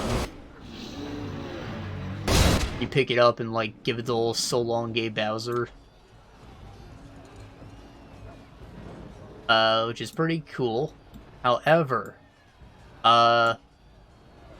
there are like 2 piles of rocks lying around that you can throw at it to like insta down the worm, right? The worm has 4 cycles, so you have to figure out some other way to down it for the other cycles. So naturally you're gonna go and like try and punch it, right? And like blood, I'm gonna call it blood even though it's like blue, just like stuff flies out of it when you hit it. However, it's not taking damage, which is shitty. Because like you're getting feedback, but it's not actually taking damage. It'll flash red when it takes its damage, which can only happen when it pops out of the ground, and if you're like waiting for it to pop out of the ground, it will knock you back and you lose your opportunity to hit it. So it's really hard to get that done properly. Otherwise, you'll take damage after you've hit it like 4 times in a row, which is difficult to do. So that fight just went on for like way too long because it was really hard to hurt him. Couldn't figure it out. Probably should have tried doing it with the light arrow, if that's even an option. But whatever. We figured that out eventually. It just sucked. I hated that boss. The other ones were all pretty fun. Except for the fish in the previous dungeon. That one sucked a bit too, because like the first part's easy, you just shoot it with arrows, right? And then he pulls you into the water, and you're supposed to be your Zora form, as you were for like the whole freaking dungeon. You didn't really use any other tools except for the ice arrows sometimes.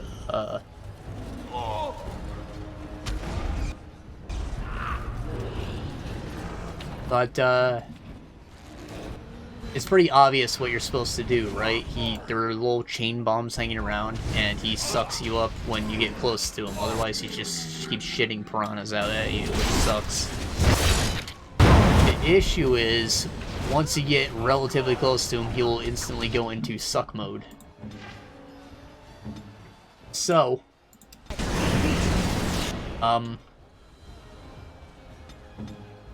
it's just really hard to, like, cut a bomb free before he starts sucking. And once he starts sucking, you have to, like, either swim away or get in his mouth.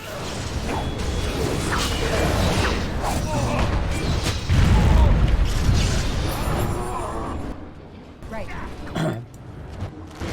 Otherwise, it's relatively obvious what you had to do. I mean, there's not a lot of things you can do with a water boss. The one Twilight Princess where you had to, like, grapple hook onto him and stab the fuck out of his head was kind of cool, but like, it's basically the gluttony fight from Darksiders 3.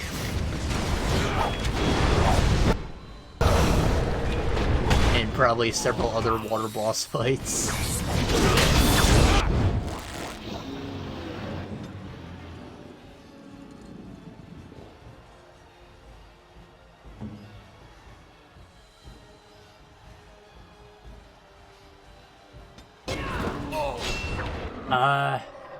Yeah, that sucked. In addition to that dungeon just being confusing AF. Let's get started.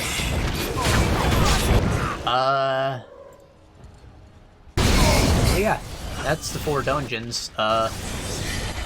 There's of course some optional, like, challenge rooms you do at the end to get the Fierce Deity Mask, which requires you to have done every other side quest. They collected all the masks and then give them away at the end.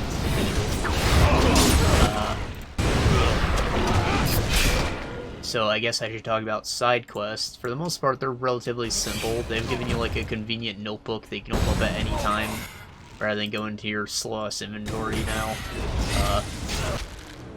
It updates with information about people's schedules and like side quests that you've come across, usually. Sometimes it doesn't, it just adds an entry once you complete the quest, which is shitty. You know, for the most part, they're pretty simple. There are a couple longer chain things that you have to worry about, like trading with the Deku shrubs. Basically, each one you trade with gives you access to a heart piece. So you just have to like do it every time you unlock a new region. Go through the whole chain with all the different shrubs. So it becomes a pretty long thing. The longest one is, of course, to beefy, kifey, missing guy. It's just a long chain of quests that you have to do at least twice, because it has 2 different endings with different rewards. Which sucks. And then, when you get to the end of it, there's like a pretty easy to fail puzzle room you have to do. So if you didn't have the foresight to save, you have to redo the whole quest again. Very frustrating. Otherwise, they're all pretty simple. I figured most of them out myself. There was one mask that came from like an invisible man I had to find with the Lens of Truth that I missed at first, but I think that was the only one. The masks themselves are all pretty useless, really. They have a unique function that you can use to get like a heart piece if you can put it in the right place, otherwise it's useless. With the exception of the bunny hood, which makes you faster, and that's just good. I basically had it equipped at all times. So another little frustration about the game is, of course, the time travel Groundhog's Day mechanic. You have 3 days, and you can play the Song of Time, like, backwards to slow the time and extend the length of those days, but basically at the end, the world ends. If you didn't play the Song of Time, you get a game over. Otherwise, you can revert it and lose all your crap. So it's just annoying that you have to constantly recorrect all your bombs, redo certain stages of side quests to get things where you need them to be. But there are certain things that you keep, like dungeon items, equipment.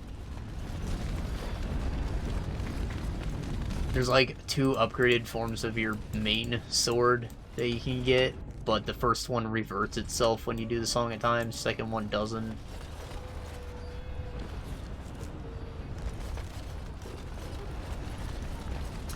And there are like other weird caveats, like if you have the mask, people will remember what you did for them in a past timeline, or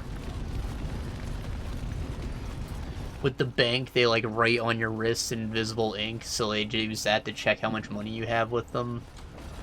So technically, when you go back in time, you still have the ink on you, I guess, and like you can keep all your money if you bank it. Watch for their blood. Which you do spend money in this game, because you have to like get all your stuff back all the time, right? There's also some expensive things you have to buy.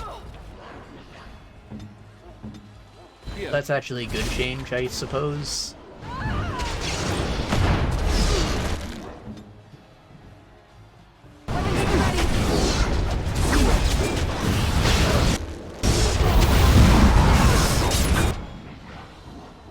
Our emissary.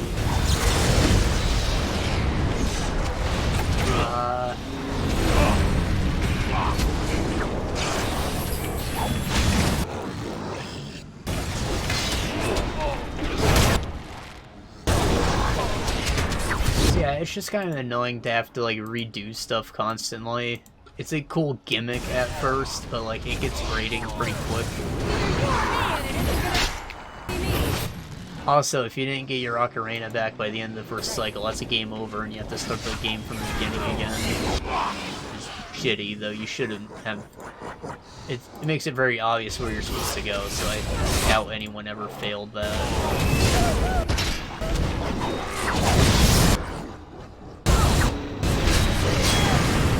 And then there's the final boss, which once you get to it, you just like go right to it. There's not much to it unless you want to get the Fierce Deity Mask, which gives you a slightly different ending, where like you're all epic and you like destroy the boss's asshole and then you cut the moon in half.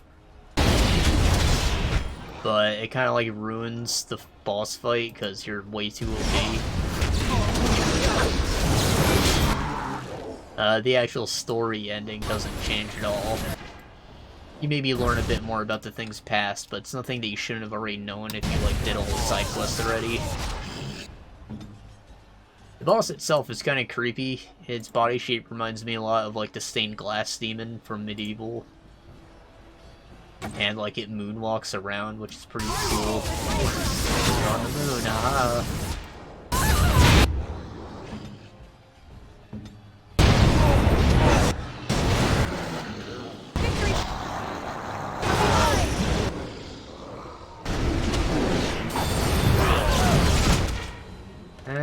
Yeah. What's weird is that Link initially started his journey into the new region looking for his fairy Navi who ran away at the end of the game. So, like, you go through this whole ordeal and, like, he never finds Navi. He just runs off somewhere else, like, they're maybe gonna give him another game or something, but, like, they never did. So, like, he just didn't find Navis, man. So it feels kind of like everything was unresolved, despite the fact that you saved this kingdom, got the mask back, made a new friend. A friend who doesn't even remember you, as he basically confirms that he is the same Skull Kid from the Lost Woods. As you wish. Just a butthole. I don't know. There's just a lot of, like, creepy imagery, creepy music. The giants are like these weird Kirby guys with long photorealistic legs and big Jew noses. Seem like something Psychic Pebbles would draw.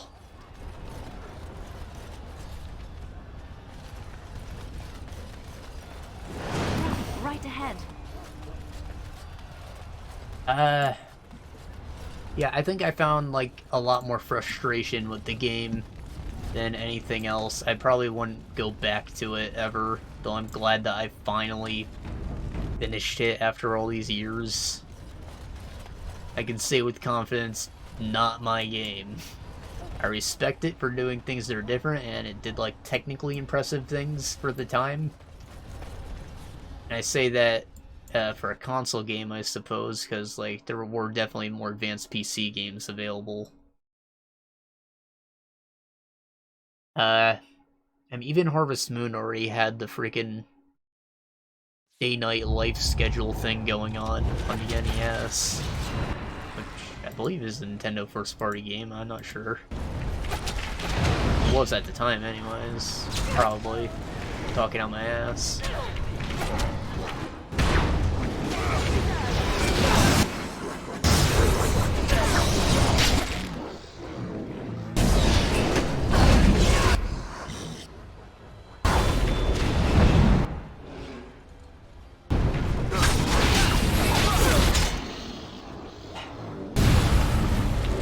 Yeah, I just don't think I enjoyed it, man. I know I compared a lot of the puzzles to Master Quest, but, like, I thought these were infinitely more frustrating.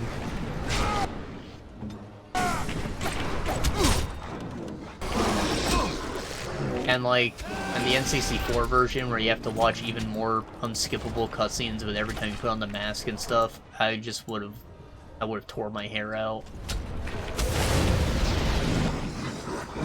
Like, I already pulled half of it out, but I would be bald by the end of that game.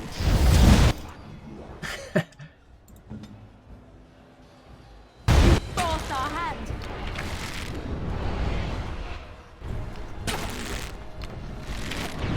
hand. You know, I think it's telling that James Rolfe, the angry video game nerd, he generally only plays retro games, but he still made a video on Majora's Mask. It's not bad by any means, right? It's a competent game, it's put together, it functions. It's just frustrating, and there are a lot of weird design decisions. And it doesn't tell you a lot of important things. And it doesn't respect your time. I think that's very important.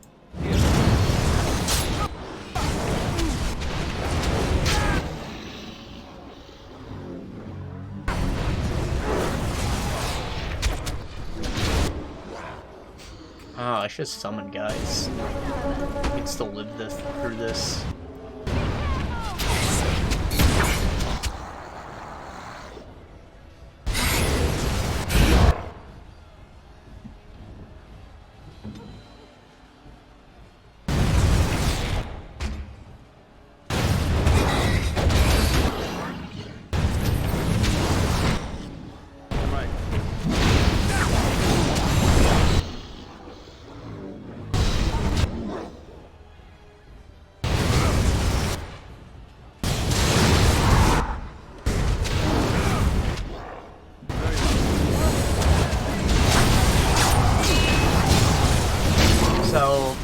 was kind of disappointing to go back to it and have, like, the ass half of the game left for me.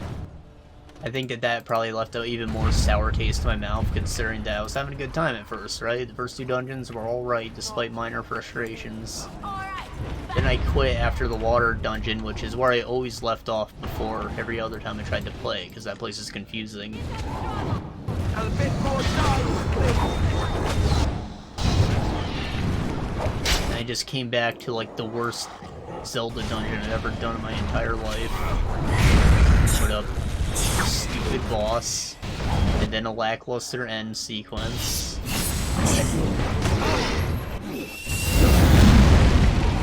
Yeah, just not for me, man.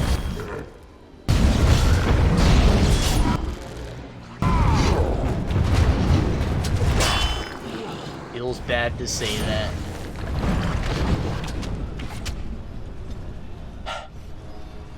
Did give us Ben Drowned, though. That was a cool creepypasta at the time. Had good sauce. It was probably just a ROM hack the guy made, but like he put in real effort, gave us videos. The end of the story was stupid, though. Basically, once it left the cartridge and he started like talking to Cleverbot and shit, I was out. The rest of it is pretty creepy.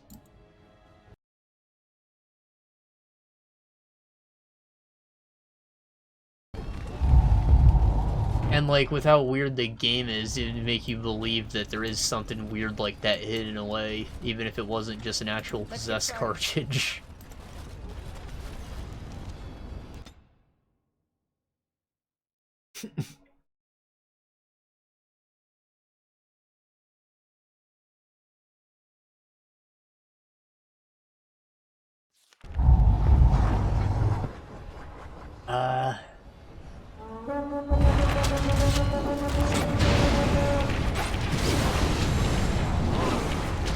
Right, I guess that's all my thoughts on it. You can do better than that. It feels bad to say that there's a Zelda game that I didn't enjoy all the way, but that's it.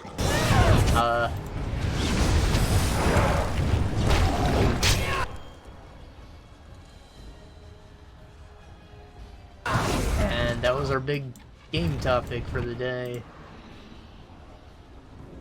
Some other stuff that I could maybe talk about, since we have time still, but gonna be a bit different. Speaking of Zelda, though, Let's get started. so I made a Kickstarter account a few months ago, right? Because it was something I wanted to back. There was a game called My Time at Portia, which is like a life sim type thing. I've talked about how much I love Rune Factory in the past, right? So I've played My Time at Portia, and I really enjoy it. I haven't finished it because there was just so much freaking content to the game. Like, I'm going back to it in burst. I've put in like 80 hours of it so far, and I've only gone through like 1 in-game year.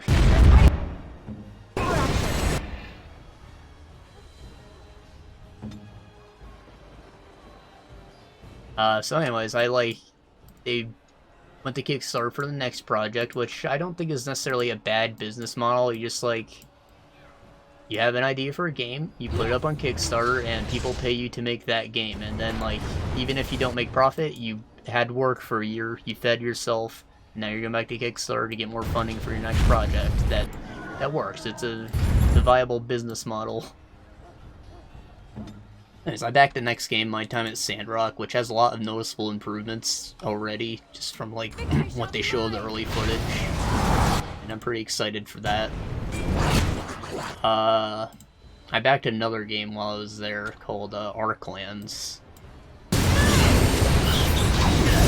which seems to be like a city builder, tower defense, with like a bit of Zelda-like exploration. I like the art style. It seems simple enough in concept, and like there's enough like proof of concept there for me to like be like, yeah, this guy will finish this. Anyways, since I made that account and like Google recognizes that I know Kickstarter exists, they started showing me ads for Kickstarter products occasionally. Which, like, I would have made a Kickstarter account a while ago if you showed me ads for the cool products before.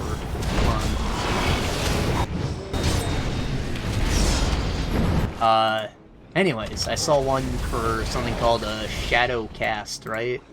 Which I've been meaning to get a capture card for a while so that I can play console games, right? And the Shadow Cast is basically like the first solution I would have come up with had I invented the capture card. But it only happened now. Basically, it just converts your HDMI output to USB, so you can hook it up to your computer. So I can run a console and have this screen come up on my computer. And like, yes, obviously I could have plugged the console on my monitor. I'm not stupid. I'm talking about having it running on my Windows desktop so I can record it using like OBS or whatever without going through the Elgato software or any other third-party stuff. Which is, you know, better for power consumption, better for headaches, it's less likely to get desynchronized and stuff. I don't have to worry about compatibility, because I can just, like, set up a AV to HDMI converter if I want to do, like, a retro console or something.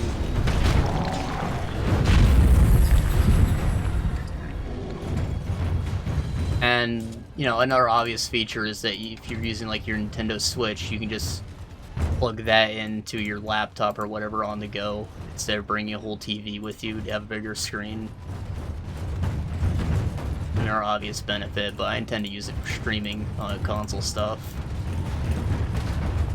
So, yeah, I've talked about how much I actually like Skyward Sword, and how everyone who bitches about motion controls is a little fucking bitch who's never actually played the game, or doesn't have a living room set up for them to stand and actually use motion controls, or they're just not fun, and they don't use motion controls properly.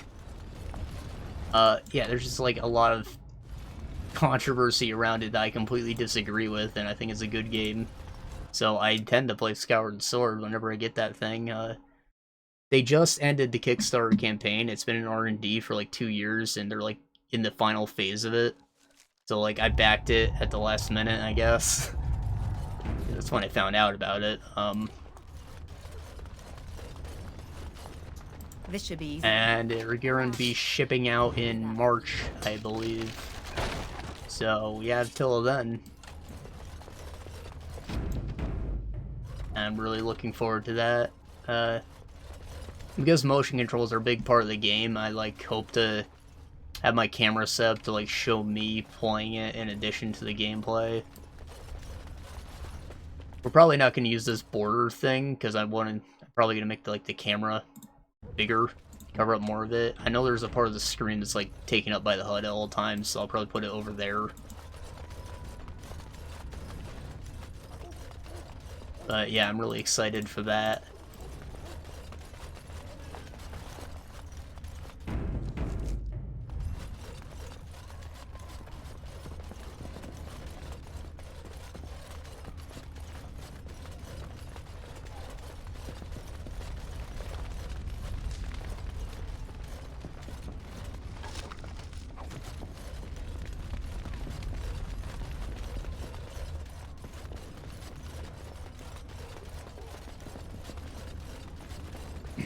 Yeah, I don't understand how that wasn't someone's first idea. Instead of coming up with some software to externally record the capture from your TV and then offload that on your computer so you can edit later as a video, why not just have it stream to your computer? Come on, that's like simple. You just need an app to like capture the information coming from your HDMI cable and then put it out on screen. Come on. Why was that not the first idea people came up with? It just makes so much sense to me.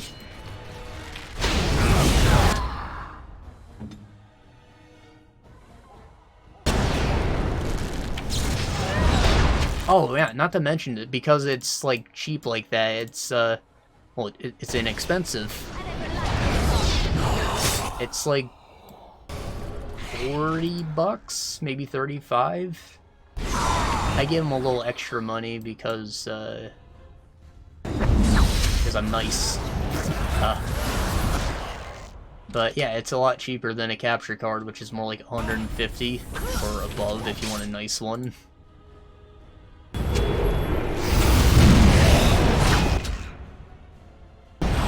So I don't know if you can like pre-order them still since like the campaign's over. You're probably just worried about getting out the initial batch to all the backers, which there were a lot of. I think it got like 300, maybe 3,000% of the goal.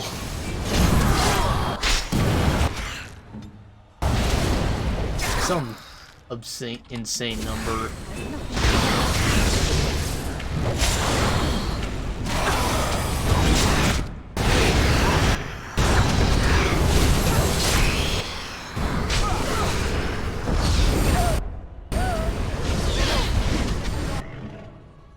Shit. Alright, Wynn's got this. Time for a little cleanup.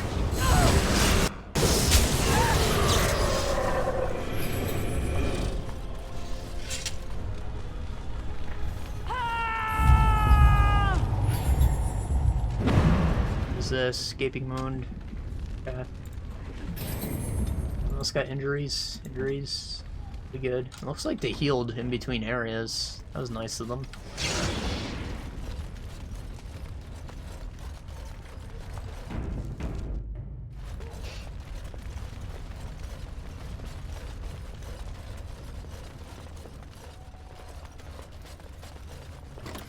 What else have we got?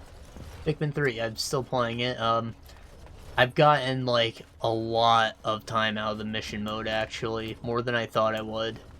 See, because, you know, at the time we did the initial talk, I had only done the boss rush stuff, which I just blazed through. There weren't, like, a higher difficulty versions. The bosses were just easy. I destroyed them in a matter of an hour.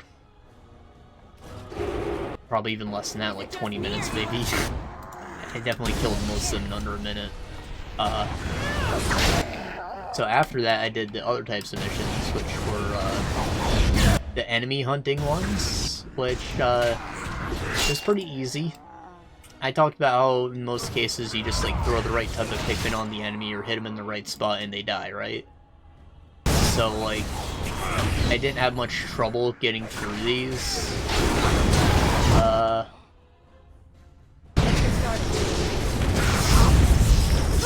However, there is like a time optimization thing, of course, to get a higher score, so like I did replay a lot of them several times, trying to do better. Just get perfect execution of things.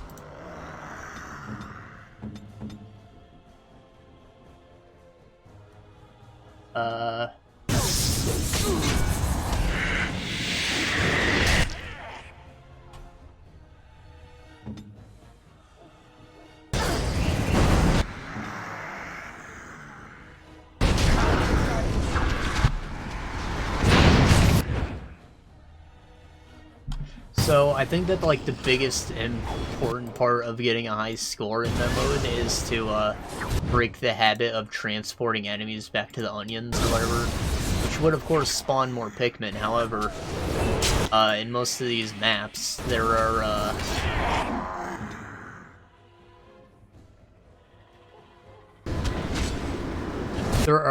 groups of Pikmin either planted or just sitting in a bush somewhere, like just scattered around ready for you to pick up at any time, so it's much better for your time consumption if you just make do with what you have. And like, you don't get points or anything for transporting the enemies back, so that's just a waste of time.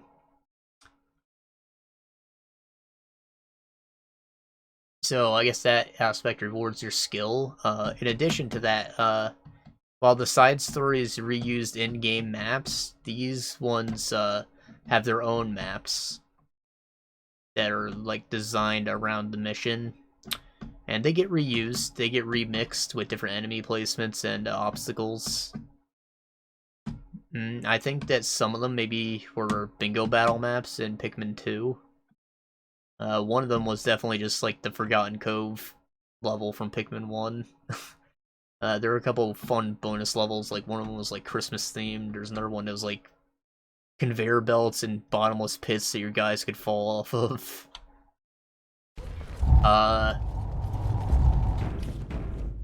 After you do the first round of them, you do the remixed ones, which are harder. They throw a lot more boss enemies at you.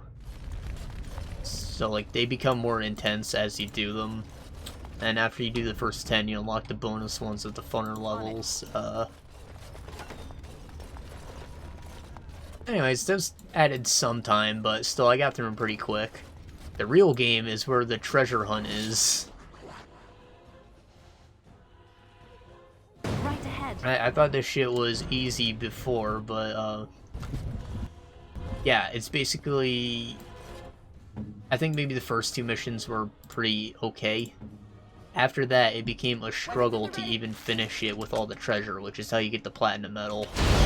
And I still went back several times after that to try and do things better and get a better score. But after maybe, like, the 6th mission, I wasn't even doing that anymore. It was just a complete struggle to actually get all the treasure.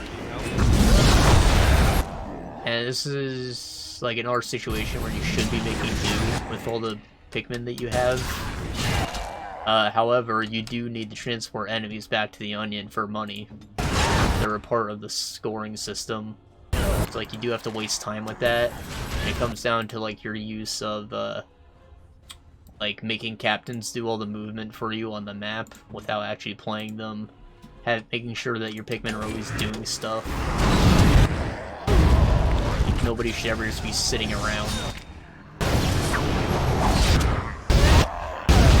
And, yeah, the difficulty was, like, massively higher than anything else I had done so far. So that each mission added about an hour, despite them having, like, a 10-minute time limit or whatever.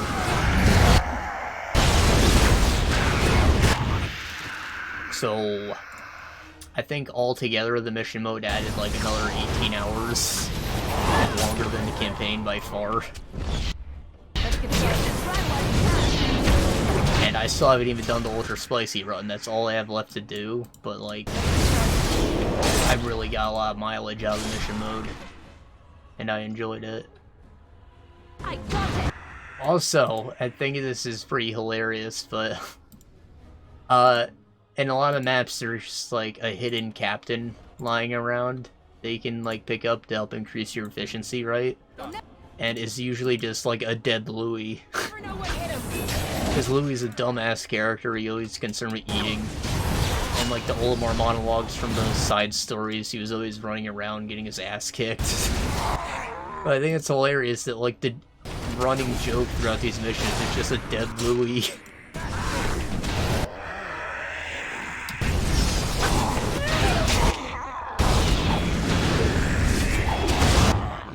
I'm sure it doesn't sound that funny on paper, but like in the moment, it's great. You kill an enemy, it just drops a Louis. On it.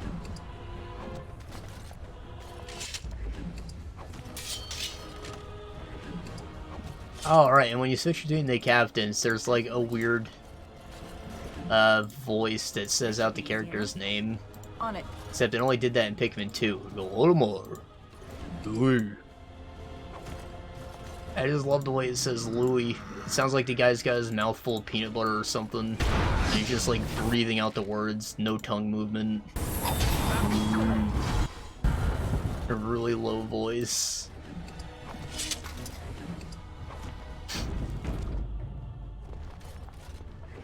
It doesn't do that with the characters from 3 itself. Like, you switch to Alf and he goes, hee-ho!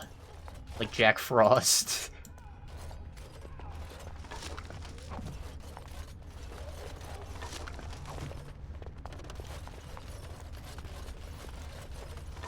Anyways, I was pleasantly surprised by that. The treasure hunt was a man's game.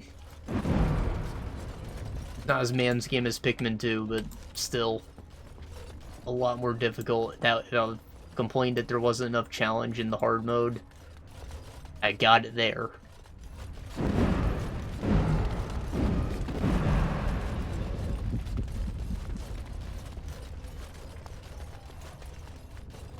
I spend most of my time. I spend like 2 or 3 hours on that each day. I usually get in a game of Hades before bed. And of course doing other stuff. Like I said, I was playing Control earlier.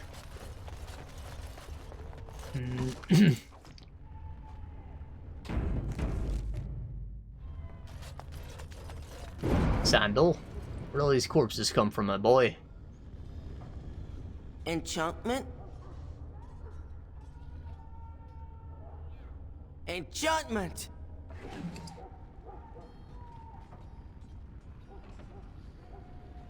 That's where the corpses came from. That's all we can say. But I don't think that I ever convinced Bowden to tell me about Sandal, despite having my persuasion all the way up. Basically, he just found him. He's not his actual son. He found him in the Deep Roads somewhere. And he was, like, already all autistic and stuff. And he still only said enchantment. And I imagine he was surrounded by corpses just like this. So, like, what the fuck is Sandal? Why is he a magic man? Why is he able to freaking annihilate Darkspawn? Is he an old god? In Dragon Age 2, he does a similar thing, where, like, he freezes all of them with a frost rune he gives you, I guess. He just says, boom, and hands you the rune. That's, like, how you get introduced to runes. But, like, I think that gives a bit more of an explanation of what he actually did here. So, like, I like that they did that. Still, it's strange that he's able to harness magic at all, considering that he's a dwarf. Anyways, right. Here's the dragon fight. We get to fight the boss. It's probably gonna be hard. Oh.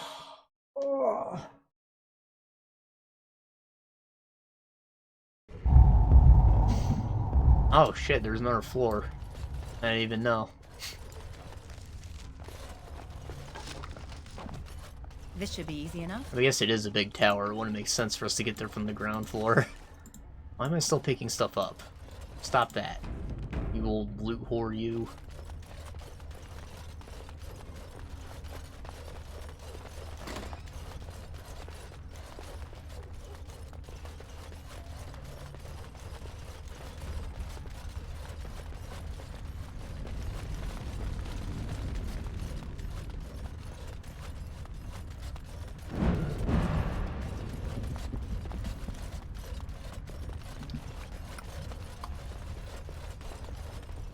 On it.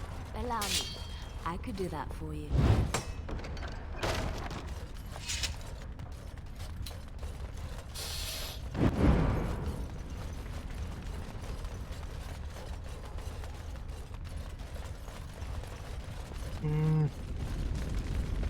Alright, so I guess that's all the video game stuff I have to talk about. But we still have a lot of combat ahead of us. I was thinking maybe we could be weeaboos instead, talk about anime a little bit. Right. Maybe. Again, I haven't done that much because I feel like it's a very, like, gatekeepy community. It's very much full of people who tell you that your tastes are trash because, like, everybody has their own kinks and whatnot, and they watch trash for whatever reason.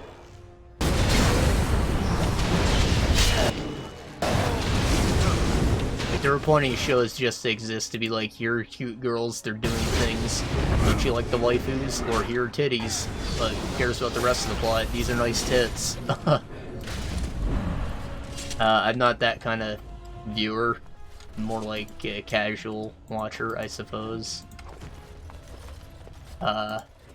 Anyways, I think the last time I talked about it specifically was when I gave a movie review for the My Hero Academia movie that I watched some time ago when we were playing Fable, right? And I also talked about a certain magical index a little bit because I was trying to talk about how Accelerator is like a well-written evil character who's not like a comedic, cartoonishly evil, destroy everything, ha ha ha, kind of fucking monster sociopath that we were playing in Fable.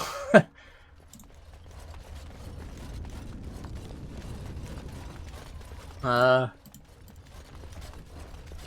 anyways, just as a preface, I generally watch dubs just because it's animated. I want to pay attention to the animations, not the bottom 10% of the screen. Like, my eyesight's already bad, so, like, that hurts me when I'm sitting back there in my bed. If you pull aside, you can see I have, like, a pillow wrapped in a blanket back there against the wall. That's how I watch my TV. I just, like, lay down on my bed on that and put it on the computer. So, like, I'm far away. I'm just trying to chill out before bed. Otherwise, I'm probably playing video games. In addition to that, I'm not, like, a stickler for voice acting in most cases. Yes, sometimes it is bad or cringy. But, like, if I don't understand it, it's equally as bad, right? Because I can't tell the quality of the performance at all. That said, yeah, I've played games in Japanese before, like, I'm not against watching it with subtitles. I just, like, put that on the back burner because I have to be here in this chair in front of the screen reading the text. So, like, I do sometimes, but, like, it takes effort. It goes on the back burner.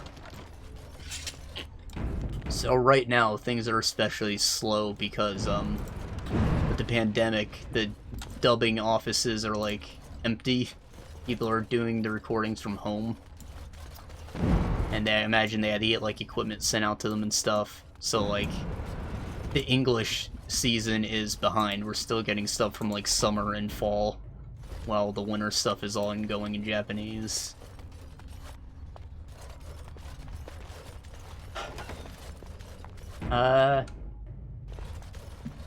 That said, the fall season was pretty barren. I honestly didn't watch most of it. We did get a second season of ReZero, though, which I explained what an isekai was a few episodes ago when we talked about on Epic, the game. And I explained how it's, like, kind of oversaturated in anime. The reason for that is because it's a plot contrivance, right? It gives you a reason to not have to write clever exposition about your world, because, like, you shouldn't have to explain the laws of a religion to a character in this world that they live in, right? But if the guy came from another world and they actually don't understand anything, then yeah, please, explain everything like we don't know what we're talking about, right? It's really easy to get into, and the character can, like, make allusions to stuff in our world to help us understand better. Like, oh, these guys are basically Nazis, right? Aha. I get that. So anyways, this is, like, the first season came out a very long time ago. Probably, like, 2007, 2008.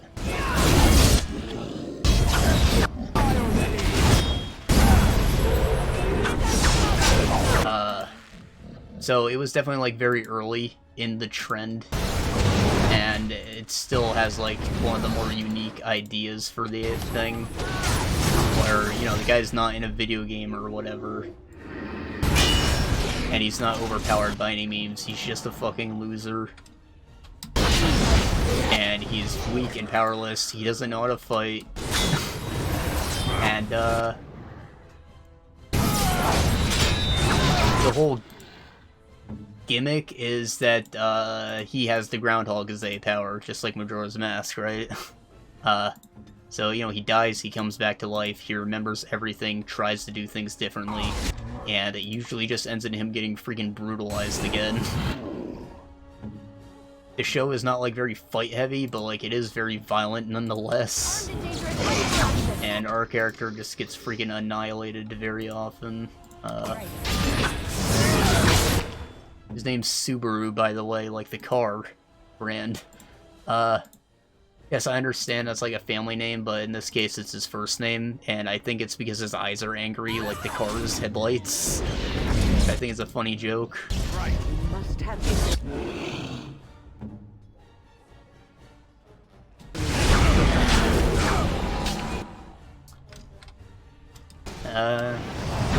Anyways, the guy's like a weeb.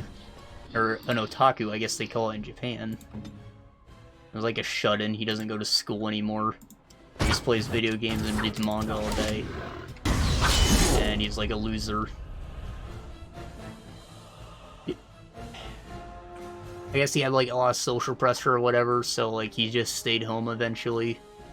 And his parents are awesome, as you saw in the second season. His dad is like the fucking S-tier husbando.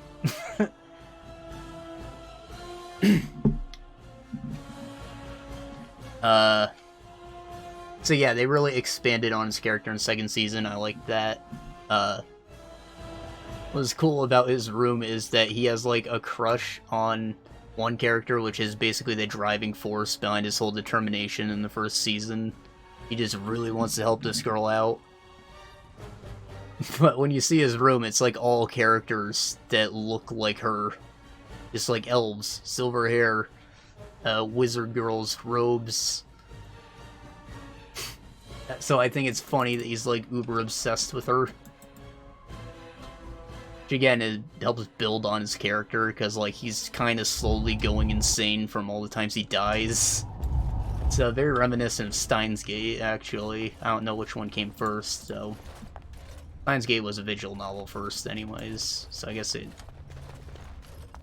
a bit different in that sense.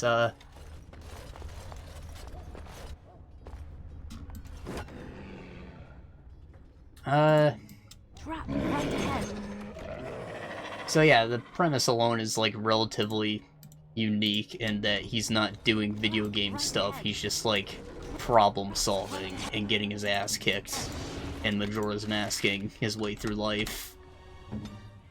Weapons at the ready!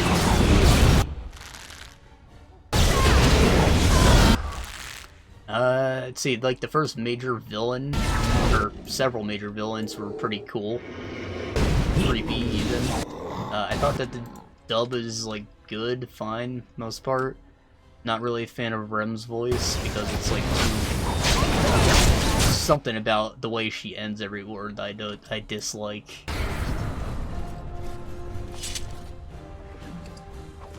However, I am on her team. She is much better than Amelia, the girl who Subaru is, like, fucking killing himself for.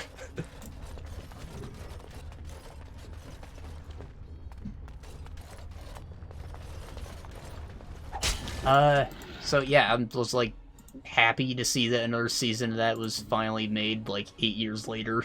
And that, like, they expanded on the world so much in between then. That's probably what happened. Like, I remember Attack on Titan, another big one, took, like, a 4-year hiatus.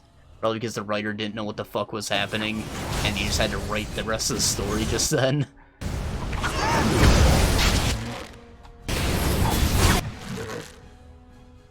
And, but again, with the pandemic, things were, like, slow, so they split it into a second season, and that one's airing now in Japanese.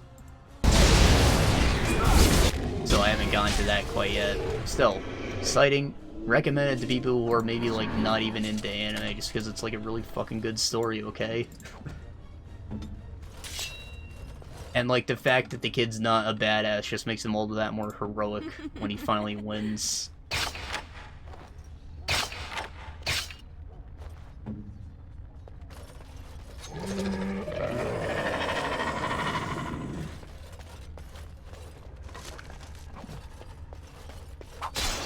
I understand I didn't just talk more about the second season, but, you know, it's, like, very much psychological thriller. I'd like to avoid all spoilers possible. It's, like, watch it, okay?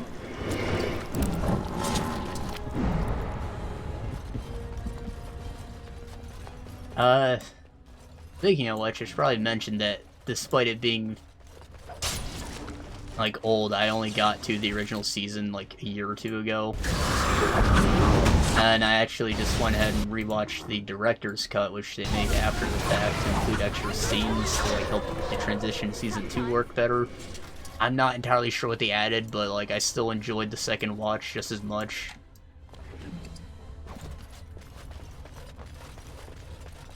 And they came out with movies that I watched, too, which added on the world-building stuff. And one of them had some lesbian action.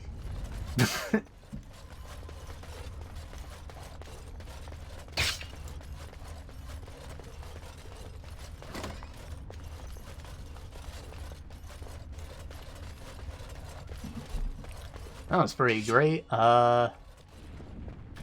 What else?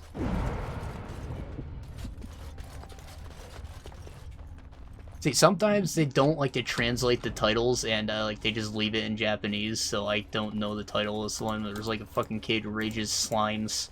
That's also an isekai, so the guy's actually like 40, which makes things a bit weird when it's like a very soft, genuine, cute romance with 2 children. That the one guy's actually 40, even though he's like a 9-year-old now. And like they don't do anything physical, which I guess redeems it some. Otherwise, the show is cute when you ignore the fact that it's an isekai, which doesn't really have too much bearing on the overall plot. The guy just like uses his slimes to make products from his world, like raincoats and shit. He makes a fucking laundry business. It's another thing where like the guy is technically OP, but he's not doing video game stuff. He's just trying to live his life. Because he didn't live it enough in his original one.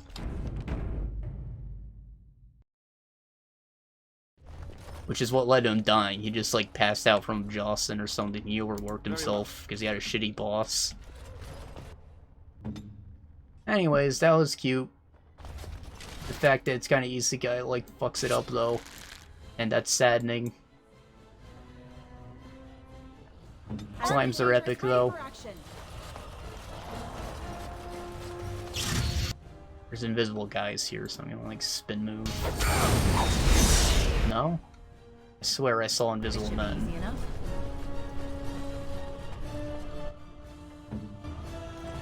Okay, well, let's go back then. Oh, hello? Everyone? Come on.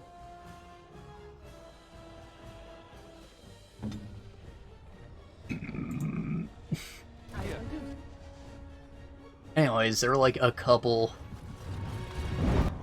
big YouTube personalities that like I go to for recommendations of like what to watch, because there is a lot of trash that comes out every year.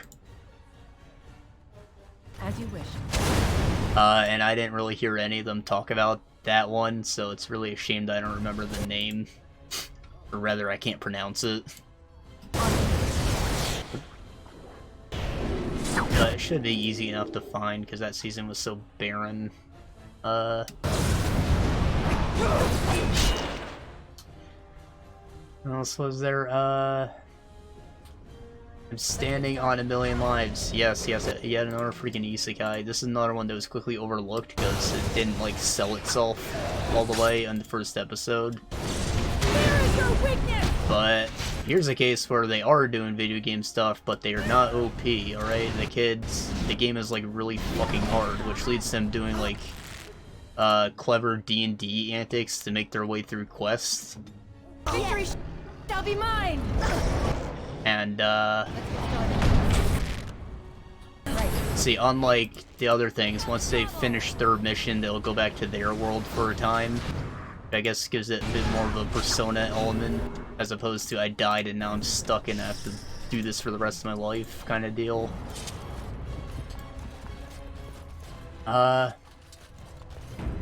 So the real hook of it is that,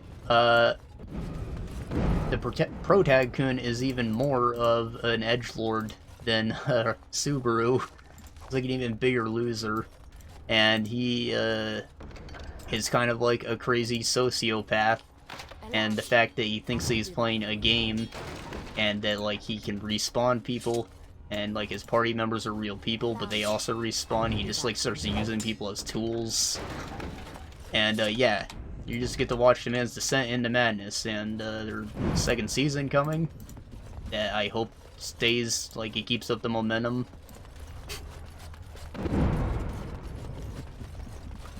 Also, like, the freaking villain slash guy who puts them in the other world is, like, creepy. He's like a 3D model that's constantly T-posing. And he's not animated at all. And he's missing, like, the top half of his head. Which I think is funny, because, like, he only says 90% of a sentence, too, because he's missing that last part of his head, I guess. Kind of like that villain from Jimmy Neutron. Which leads to a lot of great quotes. He's just like somebody who's trying to abbreviate things for comedy.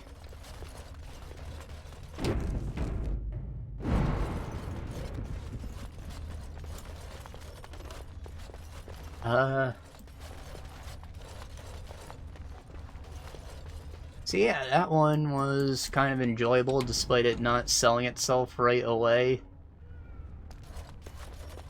I think that, like, the kid is probably on the path to becoming comedically edgy, which is gonna, like, make things bad later. But for now, I have a positive opinion of it.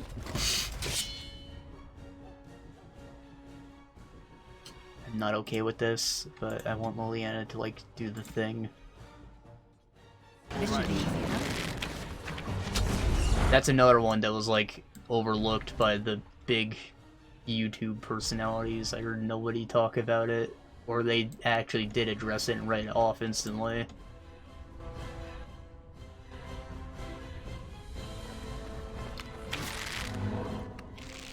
What else am I watching?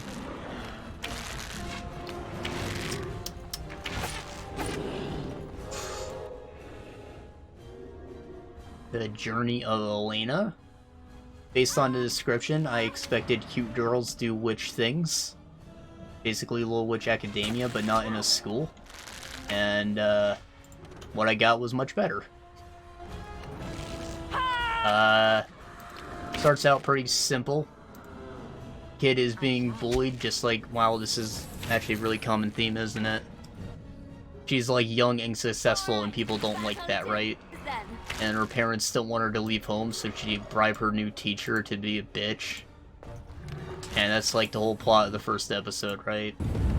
Trains her, she doesn't like it, and then she gets her ass beat in like a really beautifully animated fight that's one-sided. And, you know, that fight alone is what sold me, really. Because, like, I'm expecting a lot more very crazy-looking magic to come out of it.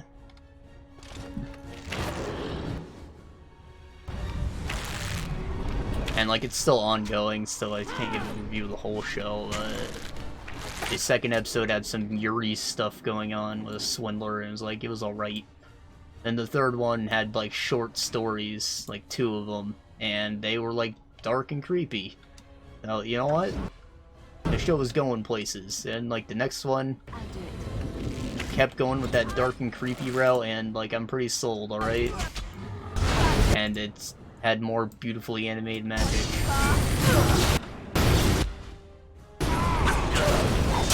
And cute girls do witch things, just like expected, so that's good. You should run while you can.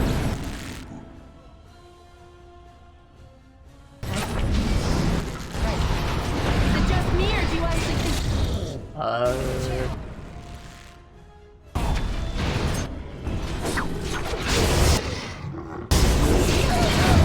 Speaking of beautiful animations, we have Jujutsu Kaisen, which is like the big blockbuster of the season, I guess. It's like blowing up. It's probably the one that a lot of people are getting into it for, just like Attack on Titan was at its time, or Sword Art Online.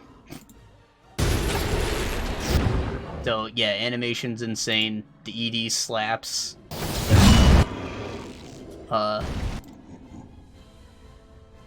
You get cool monster designs because they're fighting weird demons. The characters are fun and likable.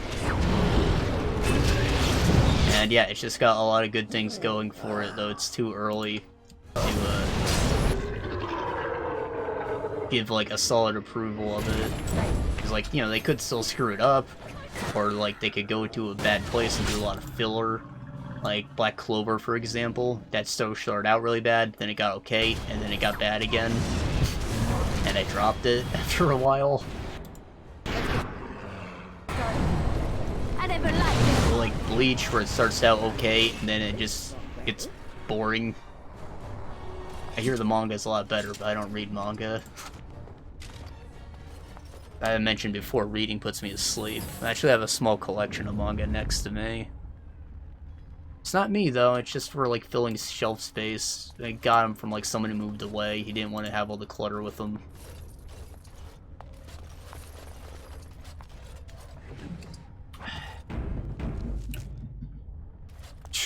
As you wish. Outside of this season, I have been watching Yu Yu Hakusho, which is from like the 90s. Classic. It's very good. It basically set like the standard for what so many shonen shows are doing. And it happens to have a lot in common with Jujutsu Kaisen, so like it's cool to see like where that specific genre of things has gone since then. It's very long too. There's like 120 episodes of Yu Yu, and I'm on like 86. The power ramp's cool.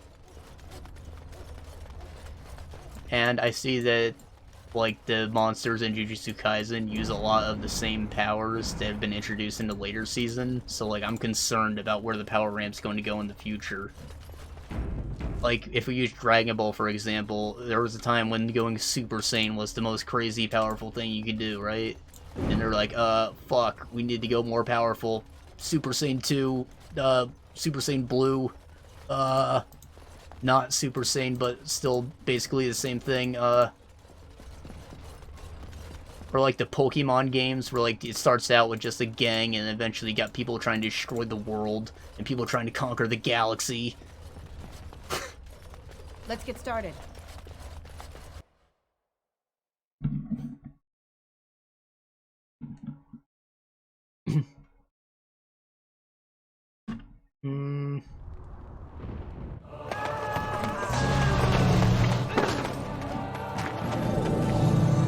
Dragon. Ah.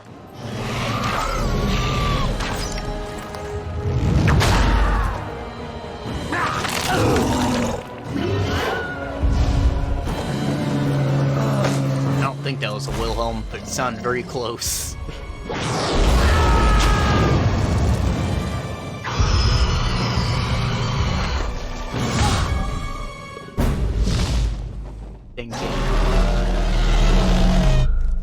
So yeah, as I explained before, the like dubbing process is like all over the place right now, so some things from the current season are airing and some things from previous season are airing. They had to like skip over some of the smaller stuff in favor of like bigger budget things. So like things are getting mixed around a bit still, but see, I watch No Guns Life second season. On the surface, might look a little stupid because it's about a fucking detective with a gun for a head, right? In practice, though, I think it's pretty cool. The world is basically like Deus Ex Human Revolution.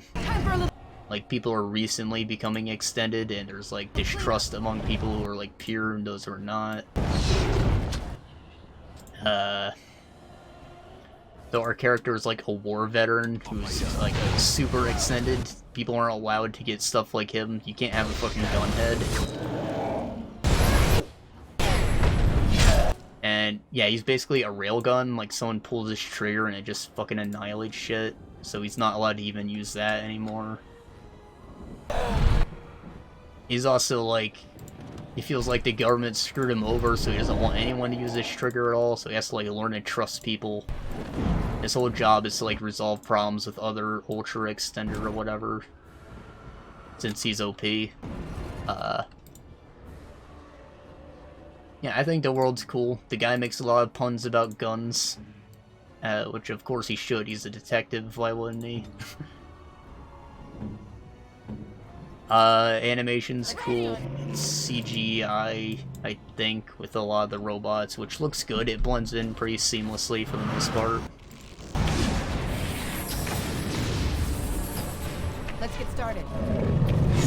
I should probably mention a big reason I got into anime in general is not just Persona, but I got into making, you know, game development. Like, I want to learn more about animation, and I do in fact learn just by watching stuff like that.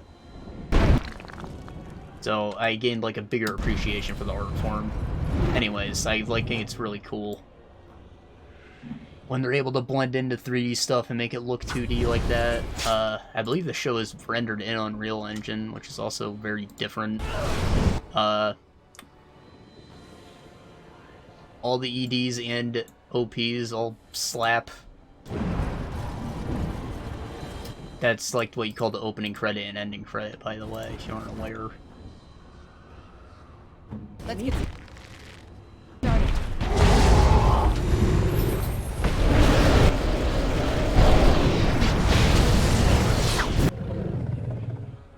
Yeah, it's interesting.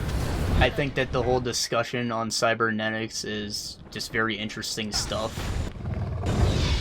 And like it's slowly becoming more and more relevant. I remember when Mankind Divided came out, they did a whole presentation on like where cybernetics are at in the current generation.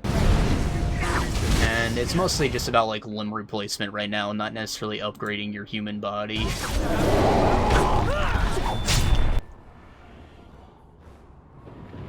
But, you know, we do have, like, somewhat functioning arms that, like, connect to your nervous system now, which is pretty sick. And, I remember when I was talking about, Valley, I explained how, like, the replacement legs, they're just, like, little forks you stick to your little leg nubs. Those make you go faster than that have legs would. So, like, those are pretty cool, too. I guess that's technically a form of it, cybernetic.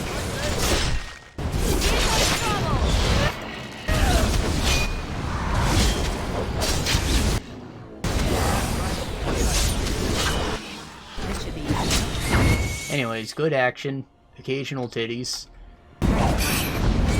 beautiful art, OPED slap, gun puns, solid show, alright?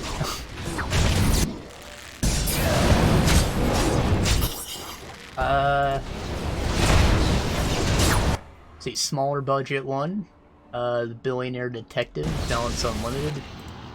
In concept, basically, what if Bruce Wayne never became Batman and was just like a cop instead, and he like spent his money to solve all of his problems.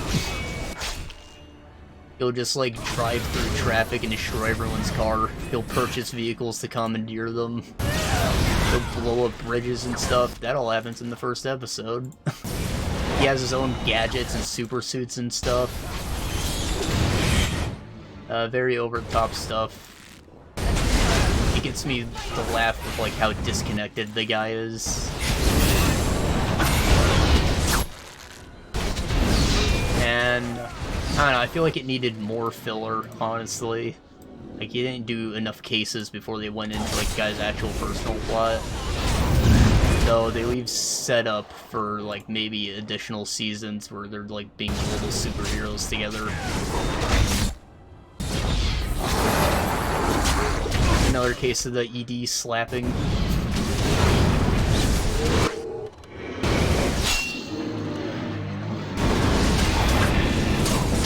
By the way, generally, like, anime intros are, like, J-poppy, and I don't necessarily like that most of the time. Basically, everything that I just said slaps is not J-poppy, it's more like hip-hop, rap for most of them. Occasional rock music.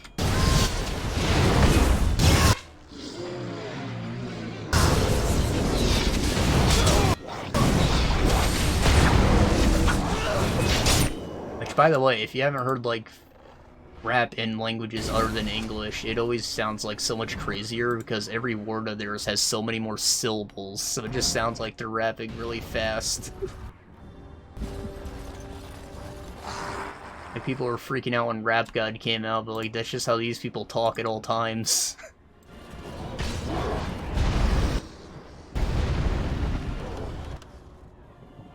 As you wish.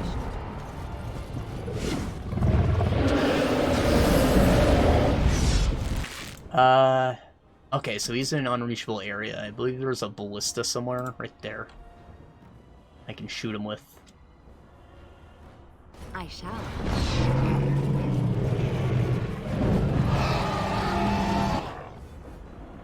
See, here's another reason I just noticed that I'm not giving, like, crazy detailed things. The reason I don't talk about shows specifically is that, like, it's hard to talk about them without spoiling things, right? It's not an interactive experience, so, like, it's a lot easier to, like, just... There's a lot less to judge objectively, I feel. Like, with games, I can tell you about the mechanics and, like, what works and what doesn't.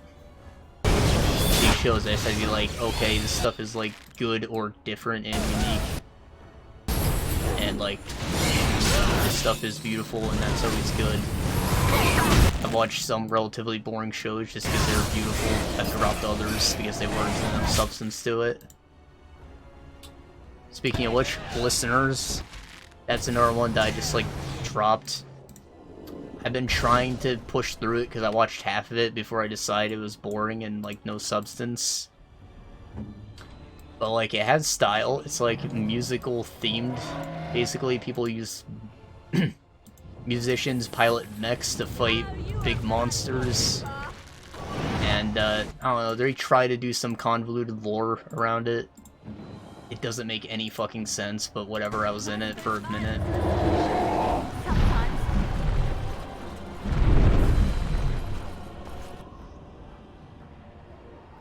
Anyways, I just dropped that. I don't feel like finishing it. I was, like, struggling to push through the last few episodes, and, like, I'm done. It's just too boring, I'm sorry. OP's pretty good, though. Let's get started. And it had a cool concept. On it. I guess you could say it's vaguely similar to Fully Cooley FLCL, but, like, done worse.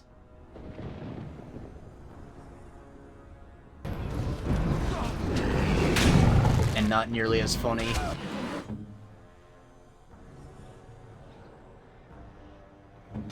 Can I get a heal, please? I never summoned any guys, did I? Can I get elves? I'll sped this up, wouldn't it?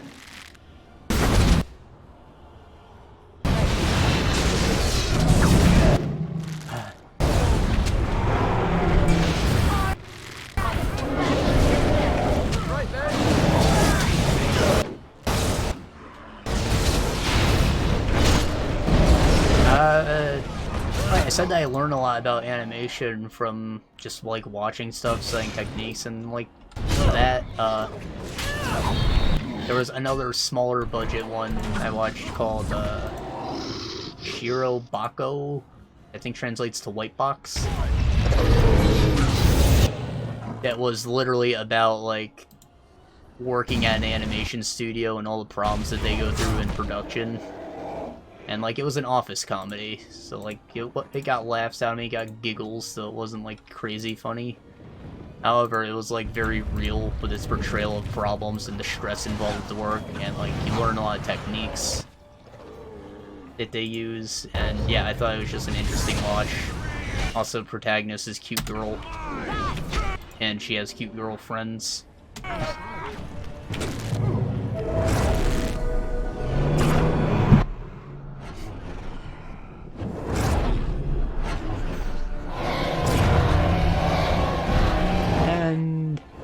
Just in time, I think that covers most of what I've been watching. The rest of it's escaping my mind at the moment. Those are like the bigger titles.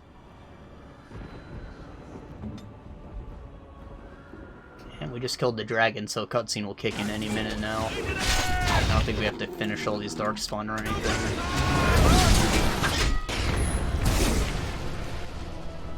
Wait. Let me. There's no need for you to die. This is my duty. I should be the one to kill it. But you're the king. You can't do that. Anora can rule. He never cared about becoming king. You know that. I don't want her to rule. Right She's a fucking bitch. The best king I could be. My first and last act being to stop the blight before it really starts. No one could blame me for that, could they? I mean, you kind of made a big ruckus and beat the shit out of Logain from everybody, and, like, you lost the Lance Meat, but still put yourself on the throne. You look like an asshole, right? Though, honestly, this wouldn't be a bad way for him to go out. However, it seems like the only way for Alistair to slay the Archdemon would be for him to have become king first, which makes him a butt for doing it. Because otherwise he would have been exiled or killed or whatever. Anyways, hell no. I'm like a coward's way out. You heard the speech you gave. You're gonna be great, Alistair. Really? Because I think I would be a piss-poor king. I don't know the first thing about it. Not to mention that you're the best friend I could ever have asked for. I would be dead if you hadn't saved my life Friend. a dozen times over by Bastard. So let me save yours just this once.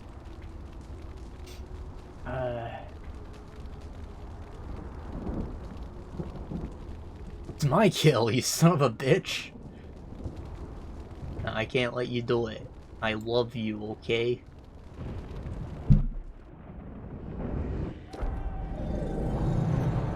I always thought this was weird, but like you just pick up this sword every time, regardless of your class, regardless of what sword you use.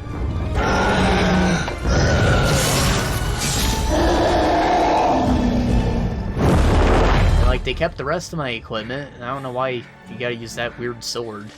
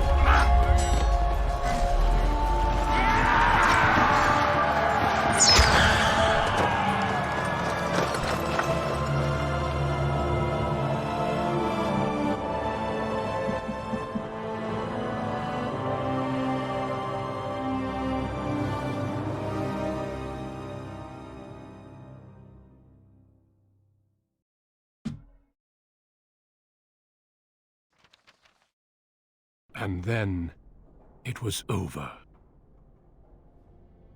With the Archdemon dead, the Darkspawn horde quickly crumbled.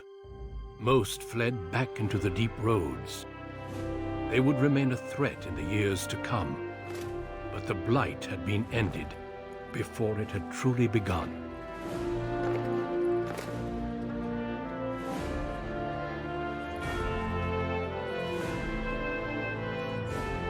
Ferelden had been saved, and the entire kingdom rose up to joyously greet its new king.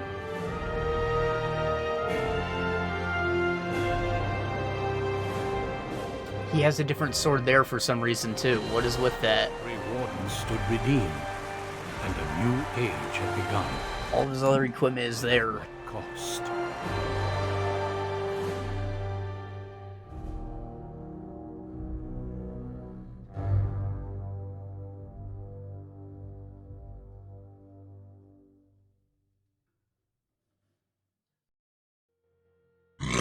Ugh. Scoos.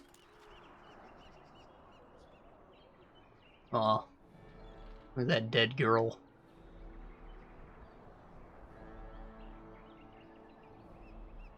Say it was the Archdemon that killed her, but in truth it was a broken heart.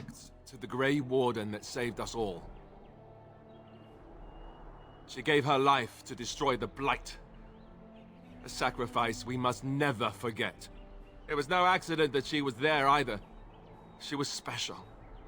And each of us had our life touched by her in some way. And some of us their She even put me on this penises. throne.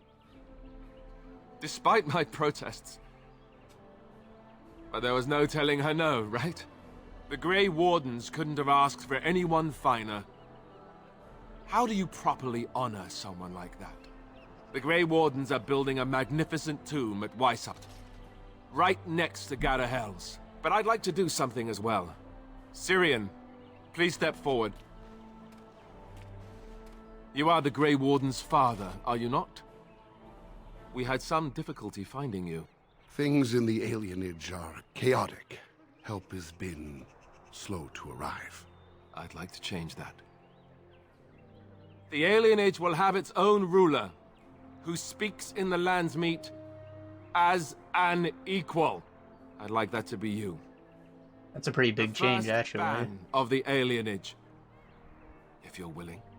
My lord, Considering how this started, that's huge. I wish your daughter were still here to fill the role herself. As it is, it's just a start. I promise you that. Let all know that the Arling of Amaranthine, once the land of Arlhau, is now granted to the Grey Wardens. There, they can rebuild, and hopefully live up to this example. But, friends, let us hope like, that the she Grey has gone Wardens on didn't to a have any better losses. place, They're good, man. and that she knows just how thankful we are for what she has done here. You will be missed, my friend. By us all. With the Dalish elves, he, like, grants you, I should probably read this. Once falling, Alistair proved to be a popular king, and largely unwilling to involve himself in matters governing, traveled often making appearances in towns throughout, reveling great delight in ceremonies, a free king, common touch, few simple aversion to life in court. So he still doesn't like court, but he is a good guy, still, people love him. I don't know if this auto-scrolls. As I was saying, with the Dalish elves, he just gives you the lands around Ostagar, which have been fucking ravaged by the Blight, and they're a shitty swamp, and they're cold as fuck, and there are barbarians and chastened and lurking there, and witches.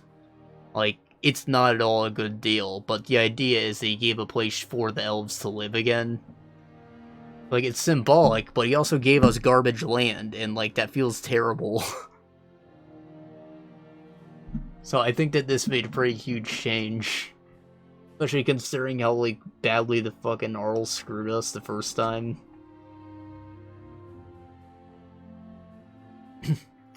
Alright, news that a sacred ashes had been found in Ferelden did not spread outside the Chantry until Brother Genetivi made an announcement several months ago after the feat of the Darkspawn.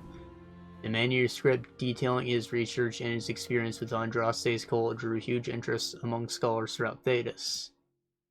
Attempts to verify Brother Genetivi's claims, however, proved impossible. Agents of the Chantry sent into the mountains found little more than empty ruins. There were no cultists, and more importantly, no sacred ashes. Several years later, Genetivi's research was declared fiction and his work discredited. He killed himself not long afterwards. Well, you know, that's sad, but, like, fuck the church, am I right? Especially with this character's story, they've had, like, so much systematic oppression that they should be very anti-Chantry, I feel, right? So, like, we destroyed a holy artifact, but we also didn't let that cult go and rampage through the countryside or whatever. That was a very neutral decision, I guess.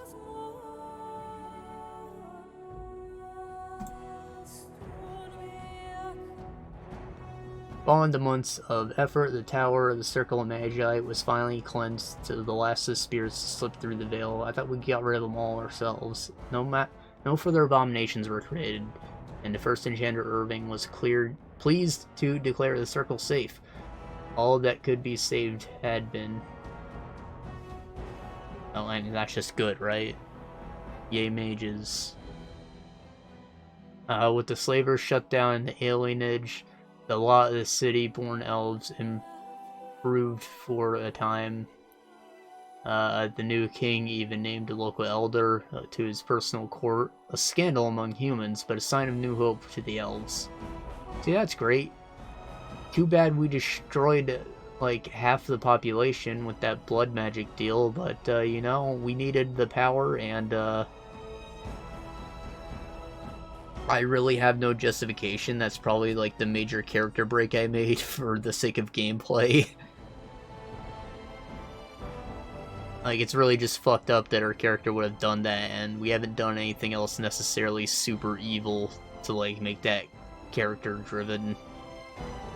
We just needed the help, alright?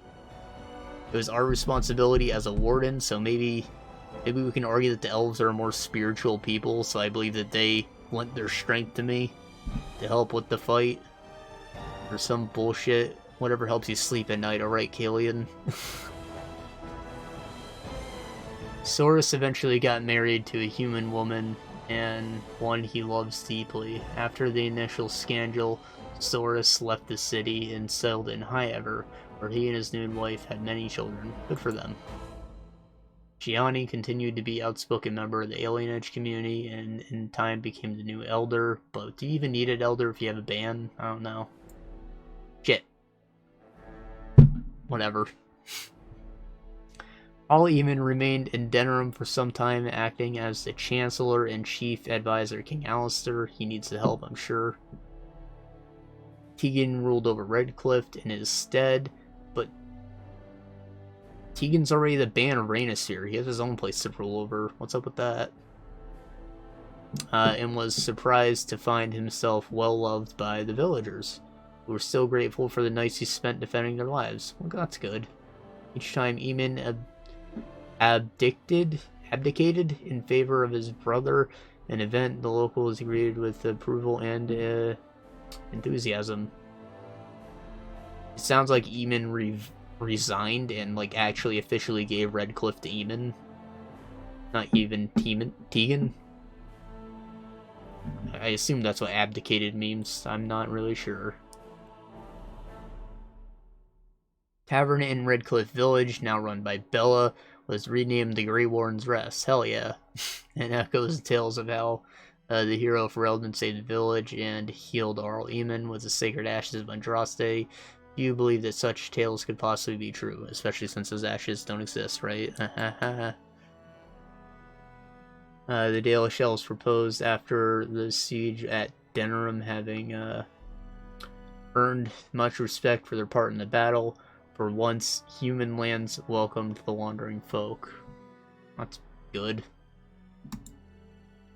The new keeper, Linnea, was respected both amongst the Dalish as well as in Ferelden Court.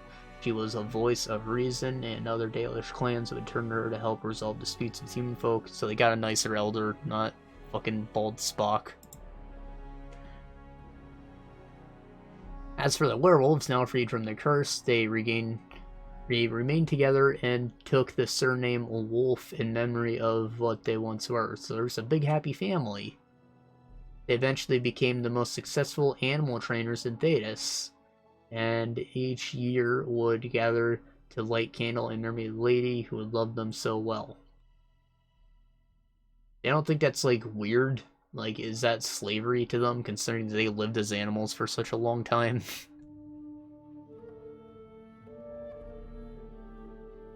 In Orzammar, King Balin quickly proved himself a reformer, as expected. This place needs reform. They are the last dwarven city in the world. Tradition was not working, okay? I don't give a shit if Harrowmont was a good guy. They needed change. Trade with the surface lands increased and caste restrictions were loosened. The casteless were permitted to take up arms against the Darkspawn, a great thing, in exchange for new freedoms. The first time in generations, the line in the Deep Roads was pushed back and a few taigs were reclaimed, as in they have more city to live in. Also good things. I don't see how anyone could argue that Harrowmont's, like, good. Balin's reforms quickly found him in enemies with the warrior and noble caste, aka people who don't want to change, conservatives. However, after several assassination attempts, the assembly was dissolved. The king then ruled alone, and some said as a tyrant, while later just jealous, and the assembly was working against him.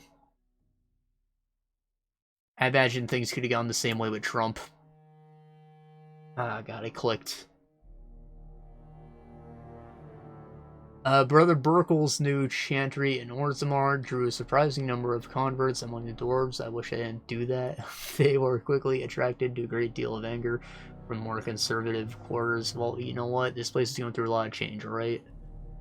Before long, the assembly severely restricted the Andrastians' rights, but the assembly was dissolved. Brother Burkle resigned and was slain while being arrested during a peaceful demonstration in the Commons. That's fucked up. The assembly claimed that this was an accident, but news of the resulting riots reached Chantry on the surface, where the Divine even contemplated a new exalted march. Like a protest, I guess. I think the Exalted March was when Andraste led her followers against the Magisters, which are like the evil wizard overlords of Tevinter. She basically freed all the normies from being slaves. So I don't think new Exalted March quite fits the description here, but like religious freedom's still something worth fighting for, I suppose.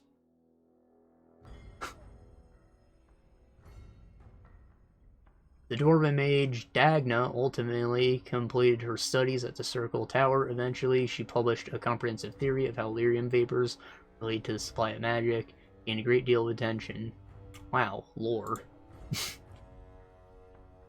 not long before Branka mastered Caridin's technique, learning how to use the Anvil of the Void and create new golems. First in many centuries, Dorm people greeted this news with cheers, though few knew of the costs. What, she doesn't take volunteers? What's the deal? Not kidnapping people, I hope. At first, King Balin worked eagerly with Branka to provide subjects, willing or not. That's fucked up. The golems could push the Darkspawn back. The arrangement would not last forever, however. Before long, Branka began to refuse to create golems only for the king, who soon banned use of the anvil. Okay, maybe he is a bit of a tyrant. His men attacked Branka's fortress in the deep roads, forcing her to shut in tight. Oh, well, that's not good. You know, it's actually the good ending to convince Branka to kill herself for what she's done. Which sounds horrible, but I guess she couldn't be trusted in charge of this thing. Years into siege, Balin was forced to relent. The fortress, guarded by Branka's golems, remained impenetrable. True to her word, Morgan vanished the same night she made her offer at Redcliffe Castle. Some of Morgan's description was later seen traveling alone, heading west through the Frostback Mountains. Several years later, tales out of Orlais said that a strange dark-haired mage had insinuated herself in the Empress's court. Yeah, she just wanted them nice things her mom wouldn't let her have. As for the Great Wardens, Alistair was good as his word. The Arling of Amaranthine was given to the Order, and new headquarters established there. A statue of Kaelin towers over the entrance, in memory of one who made the ultimate sacrifice, so that others might live. AKA, this is where awakening happens. Kaelin's remains were transported with full honor guard to the Grey Warden's fortress in Weissop and Anderfels. They were installed in the tomb alongside those of 4 others that had made the same sacrifice to defeat a blight. When returned to the Circle of Magi, but only for a short time, after several months her quarters were found empty. She was gone without explanation or apology. Is she even allowed to do that? Templars were told to look out for her, although no active search has been yet ordered. Probably just like went somewhere to die. Sten bowed once before Kaelin's remains and then left without a word, returning to his homeland. His honor had been restored, and when his fellow Qunari asked if they were worthy people outside Parfon, Stead would answer that in all his travels he had only met a single one. But I never got his sword back. His honor shouldn't have been restored, he should have, like, lost it. Strange. Oghren accepted a position as a general in the army of Ferelden, the first dwarf ever promoted so high, and eventually both sobered and married. When his first daughter was born, Oghren held her in his arms and wept, and named her after the friend who had long changed his life so long ago. His daughter was my name. Imagine that would be a son otherwise. Jill left Ferelden soon after Battle Denerim, refusing all offers of reward for court. The golem was not seen again, but rumors abound of angry dwarven woman in the far north who hunted pigeons with reckless abandon. She's not a dwarf. Severin traveled for a time, trying to remain as far from the crows as possible. When they finally came to him, Severin elected to take the fight to their doorstep, returning to Antiva. After 4 Master Assassins disappeared, the Crows readmitted Zebran as their leader. Goddamn. He was never sure if that was a victory or a defeat. Well, there's a game right there. Liliana remained at court for a time, penning a ballad dedicated to Killian, one of the would eventually become known throughout Thedas. But after one performance at the palace, Liliana quietly vanished. Some say she returned to Orlais, but it's not known for certain. As for the blighted lands began to heal and the Grey Warden slowly rebuilt Amaranthine, they discovered that the fight against the Darkspawn was not yet complete. Although the Horde was routed and dissolved upon the Archdemon's death, many more powerful Darkspawn survived to organize roaming war bands that preyed both upon the land and once upon each other. Which is strange, because, like, they have a hive mind. They shouldn't be intelligent enough to do that. They should just run back to the Deep Lords and look for the next guy. These warbands spread havoc, and some journeyed west into Orlais or across the Shining Sea. By the deep roads, they proved incredibly difficult to wipe out. I guess it's an excuse for the Grey Wardens to stay active role in the other games. Since a Blight's not going to happen while we're still in the Age of Dragon. Like, that's a time period.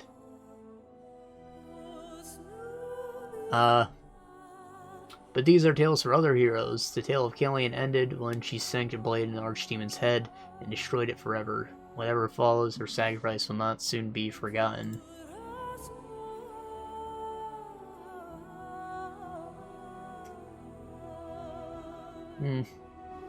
Yeah, so I feel bad about what I did in the Alienage.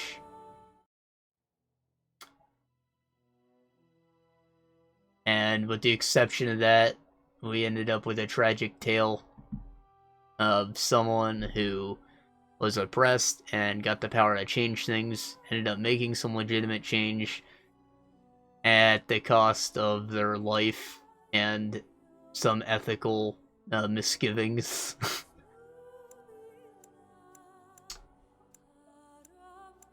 Along with a tragic love story.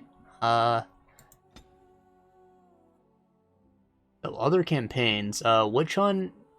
This was a big deal when it came out. You basically go after Morrigan, who now has the kid, or not, I guess.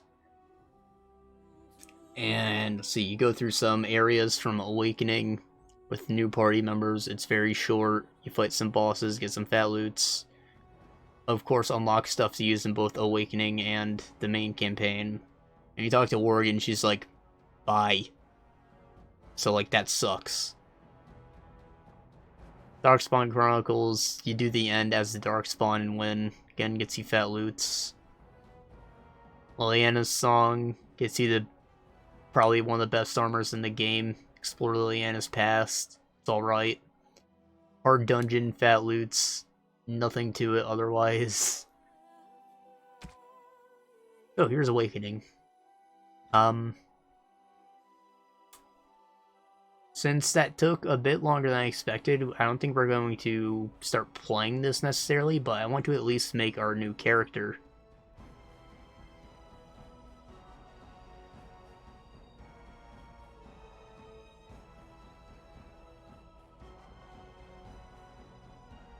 Which, I think I'm going to change my class. So I have to make a decision on what I want to do. I'm thinking either an Arcane Warrior or a dual-wield warrior. As I remember it, the dual-wielding character in this campaign doesn't come till very late in, and like I've never gotten a chance to really use her. And she's a rogue. I guess it is technically better for dual-wielding.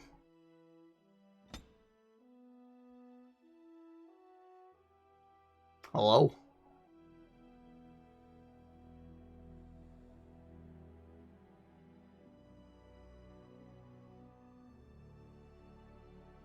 Can't tell what's going on with the game. Maybe it crashed, and like I'm not hearing any sounds either. I close it and reopen it.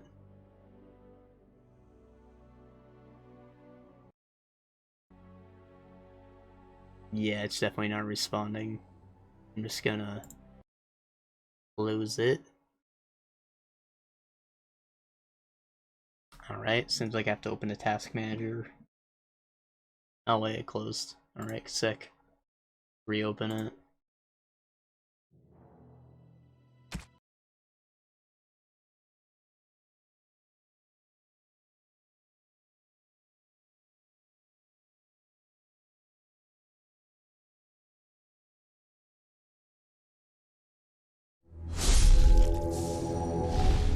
My headphones die? What's the deal? No, I just... The volume went down at some point, okay.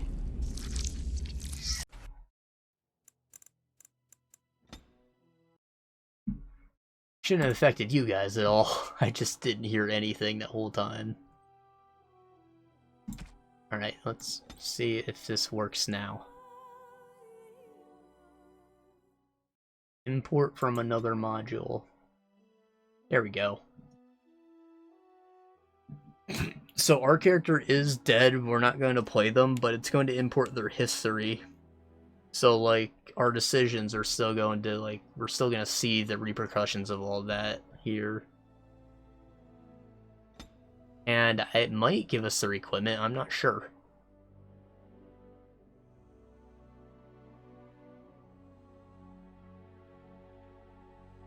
Maybe not.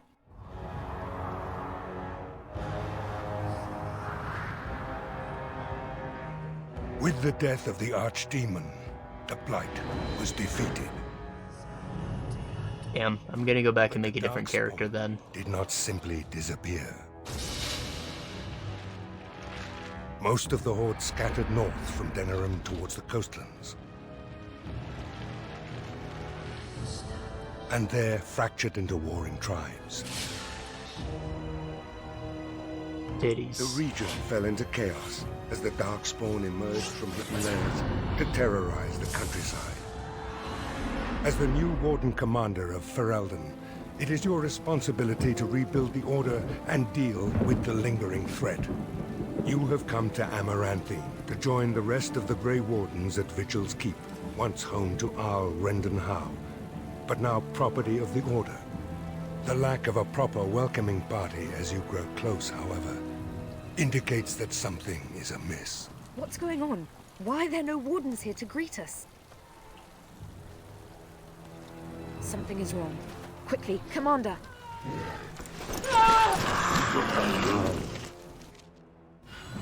Aha! You will go back to main menu, bitches. Yeah, I wasn't expecting that to happen. I guess maybe because that's like the last decision that you make, it can't actually account for you being dead. So instead we gotta make a new guy. So this guy's story is basically they're just a warden from Orlais. You can see there's only one background available, like... You're just a new guy they sent in to run this place. So I don't think romance is even an option, so gender doesn't really matter. So, do we want to be an arcane warrior or a dual wielder? And then what kind of dual wielder? Being a warrior is alright, though I don't think there's anything that like, necessarily benefits being a dual wielder, whereas if you're a rogue, you can be an assassin.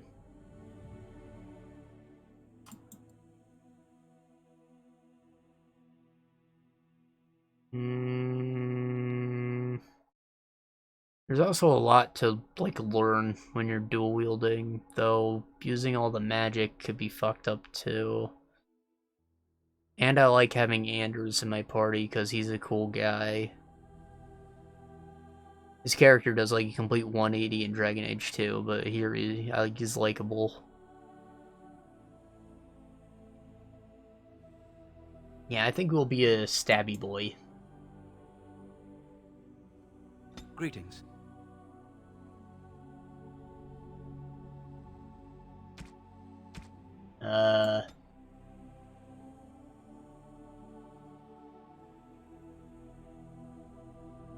This guy looks like he'd stab. We'll call him Bear.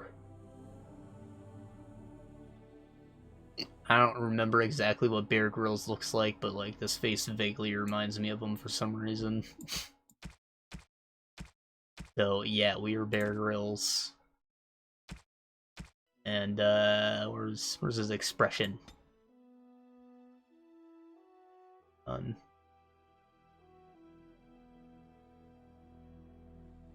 There we go. Like a little sex wink. That's a knife. That's a knife.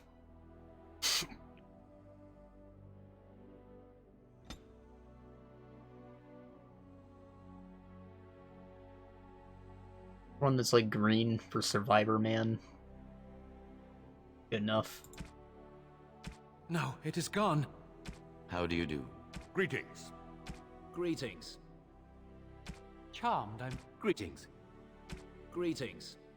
Oh, that's a knife. Yerd? Nah. Oh, cap locks is on.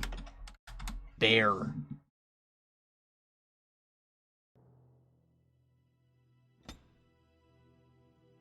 Alright, we are an assassin, and the bard seemed pretty cool.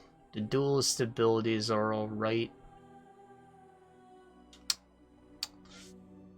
Really, I'm only gonna use, like, one aura and, like, nothing else, and I'm not sure if that's necessarily what we want.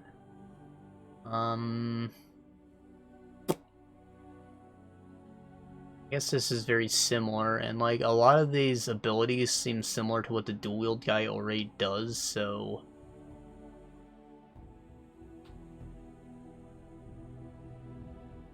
oh, bard, why not? We get an extra specialization point, by the way. As you see, there are 2 new things available here.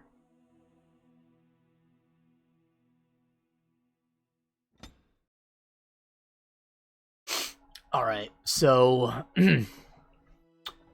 normally I would have to like dump points in strength to wield weapons until I could get the thing that lets me supplement it, but since we have all these points available from the get-go, I don't think that's really an issue. So we don't have to worry about that.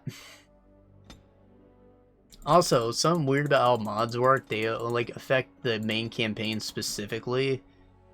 I believe one of them like expanded the difficulty changes to work over here in this campaign. So it should be equally as hard, if not a bit easier. Probably want a little less cunning, right? More constitution, it's gonna be important. I do have a lot of dexterity, but that's it's another matter entirely. Or maybe a bit less dexterity, some willpower. Put a point from each of that into my willpower. Something like that.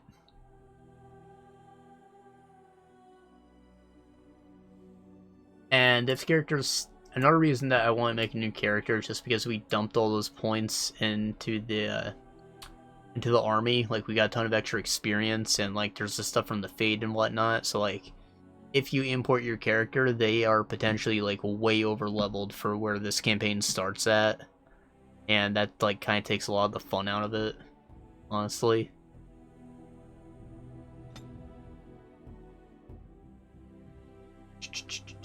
Of course, get all these, and then this, because why not? Then survival's useful. What is this? Rune crafting. You're going to learn basic techniques, learn creation of simple runes, and that's interesting, I guess. I'm not even level 20, are you kidding me? Permanent bonus to health and mana, and that's cool. Bet I'm not level 20, what's the deal, man? Poisons, they just get that for free. I still probably won't even use them. Let's go with survival. Survival. Of course he has it. I shouldn't even need to worry about tactics.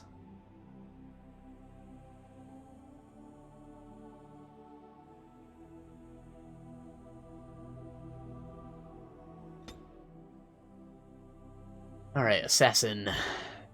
Just target, passive, passive, passive. Alright, great. You love to see it. That's stupid. Song of Valor, captivating song. No, that takes you out of the fight, so I don't want to use that one. I want this one, though. These are important. So they added new skill trees to like the main things for each weapon thing. Like there's a fourth one here, fourth one here. To make up for the sort of lack of skills and abundance of points you probably had by the end of the game. And I think those were like solid decisions to make. It's kind of like you got a prestige class. Heartseeker Rogue strikes with great precision, attempting to fell weakened enemies. And one last blow. If the attack is successful, a target of elite rank or lower is killed instantly. If health is already low enough, the attack does not kill and inflicts critical hit instead. So it's just one guy, which is shitty. However, it works on elite enemies, which is a big deal. The other classes will have something that like does that with like even lesser enemies, but it's an AoE, which is important because there's a new enemy that like swarms the crap out of you.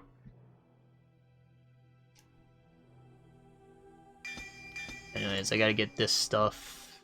I don't think we're gonna have enough to max this out, but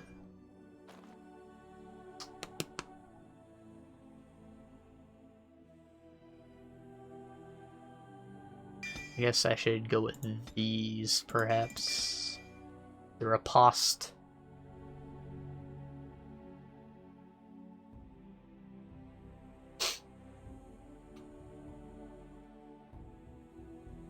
Suffers minus 15 attack duration. So it slows their attacks, but combines damage both weapons. Speed is slower, the 2 is used. So if you're using this, it benefits you to use daggers, though I'm probably going to use a sword and a dagger, so I probably won't have dual striking on. Can't inflict regular critical hits or backstab, definitely not using this.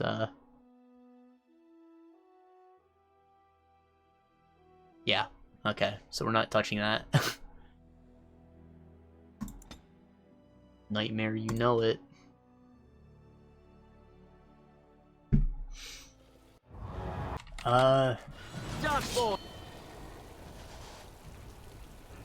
Right, I remembered a few more shows I could talk about, but maybe we'll save that for next time.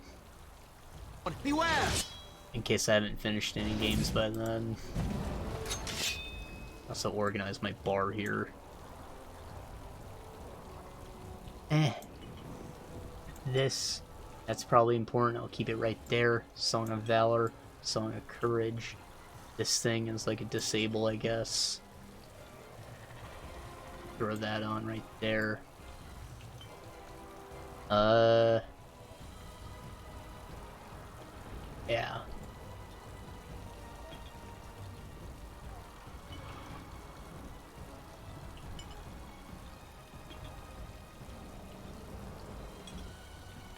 Something like that. Our friend here is useless because her level is set to 0 right now.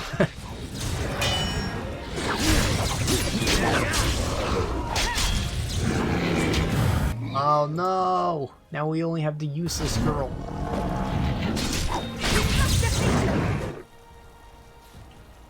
She has equipment at least. Fuck. I just want to get through this encounter so I can save. These are violent. Take it. Oh, I have to reorganize the whole bar. Are you kidding me? Come on, man. Oh, I know exactly what it should look like now, I guess. Never mention I have like a visual memory. I used to say photographic, but I guess that's not entirely true. I just like I remember key visuals specifically. Like, at school, we did these little test things called, like, dibbles or something, right? Basically, we read short stories, and we had to, like, regurgitate everything that we just read. and I was able to basically regurgitate everything that I just read, like up to the point where I stopped. And like my teachers are always like, "What the fuck is wrong with you?" It was insane to them, especially since I was like still special ed at the time we were doing those. Clumsy!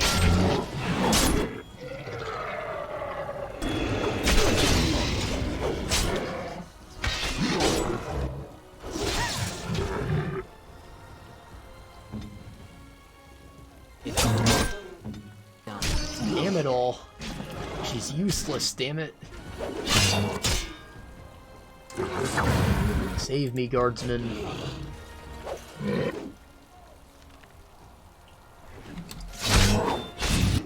Ah! This is so lame. I'm not even gonna sort my bar this time. I'm gonna wait till we win. Of course, that's gonna make this fight a lot slower. If I play on this, and like...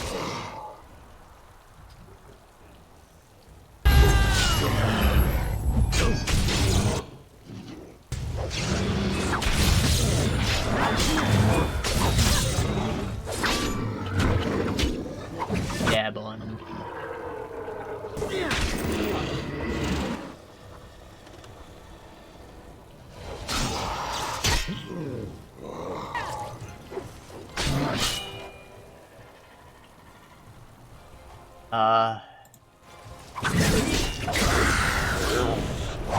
Oh, I like possessed him. That's pretty sick.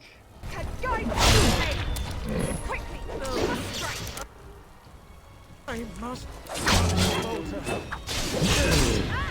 Another stun, and yeah. The dual-wieldy rogue is all about like controlling the battlefield, I feel. He eliminates targets quickly. The new commander. Has a lot of AoEs. The maker. Honestly, a bit more useful than the than the two-hander. How'd this happen? I don't know. They came out of nowhere. All I heard was screams and people dying.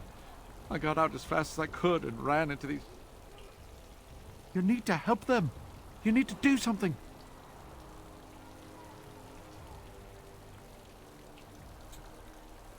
Well, how many are there? I don't know. Hundreds. The wardens didn't sense them until it was too late. And then they were everywhere. I'll see if I can't find some help. There has to be a patrol on the road. Stay safe, mate. We don't have a lot of time, Commander. Nice sword work. Where'd you get that knife? Oh, pardon me, Commander. I'd assumed proper introductions would be taken care of at the keep. My name is Myri. I was a knight in the King's service until I was recruited a month ago, but I haven't taken my joining yet. The Seneschal sent me to bring you back. I was not expecting this. Darkspawn sent a sneak attack. They're strange. This isn't a blight. How could they be so organized? I don't understand. Where are we? This is Vigil's Keep, which once belonged to Arl Howe. Amaranthine was given to the Grey Wardens after the war, and this is our new seat. Right, let's keep moving then. Right, let's teach these evil bastards a lesson. I can't help myself, but yeah, we're probably doing an accent when we're talking now, because we are Bear Grylls.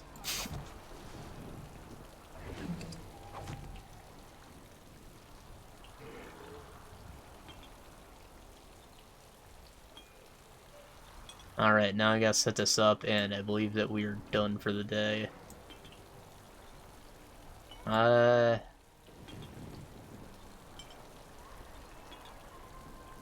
got a lot more mileage out of the weeb content than I thought I would. Hope it didn't bore anyone.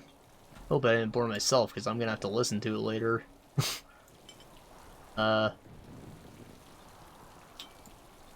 Finished the game. We explained our character's story. I regret murdering the people in the alienage, but I did what I had to actually finish the game. Also, this character, Miari, it sucks that we have to level her up right now. I'm just gonna, like, make her Alistair. So, You can keep her. She's a new Grey Warden recruit, like she has to go through the joining still, so we're going to meet another party member who is Anders, who I said I like and I want him to be my party. And I believe you have the option to, like, he's an escaped prisoner, right? So you have the option to give him back or to keep him. And that decision will affect whether or not she survives her joining. So basically, she's a red shirt right now. She's gonna die. And you know what? She's a nice character. I like her. But Anders is better. I'm sorry. Also, you don't get a mage for a while unless you have Anders with you. So, like, he's kind of crucial considering the difficulty. Anyways. Strength. Constitution,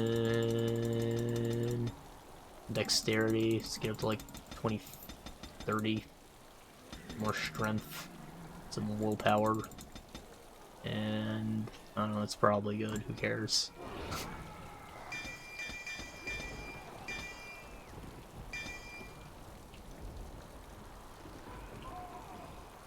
Really? Okay, well. Where's your shield stuff? You got all that. Want these. Probably want these. Probably want that. Also, there is another shield guy that you get very early, so like she's not incredibly special class-wise. Of course, we have the option of building her however we want, but normally she's just a shield tank. You can tell by her starting equipment.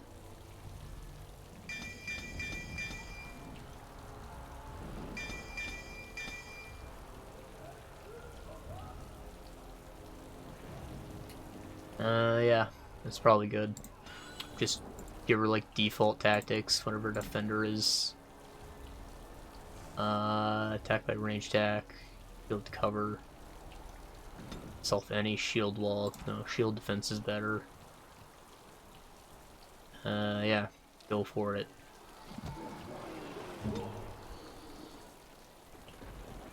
Oh, you have fun, Miari. What equipment do we have to start? Anything cool? Twin Blade, Dragon Bone, Warden's Companion. This is the sword that you start all these bonus campaigns with. It's supposed to resemble the sword you killed the dragon with, I think. The Twin Blade is just another dagger. So if you wanted to do dual daggers instead, you could. Of course, you lose that damage to Darkspawn, which is pretty good. The second Warden's Companion, I don't think... Oh, you can dual wield them, nice. Check it! Dexterity bonus, armor penetration, damage Darkspawn. You know, it's actually pretty good. Even the crit chance isn't bad. Armor penetration's a bit worse, but like, that's not really an issue, because we have bonus armor penetration from our Assassin's Mark. So, you know what, maybe I will use two long swords, as stupid as that sounds. Commission. That's just a really lame name, but we'll equip that too.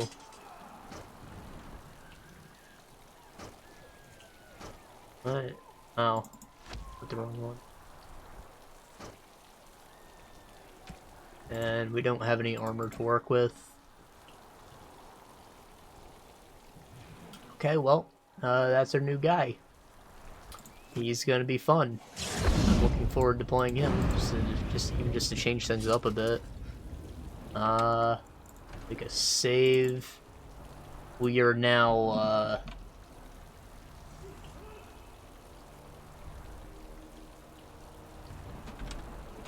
Now, that's a knife.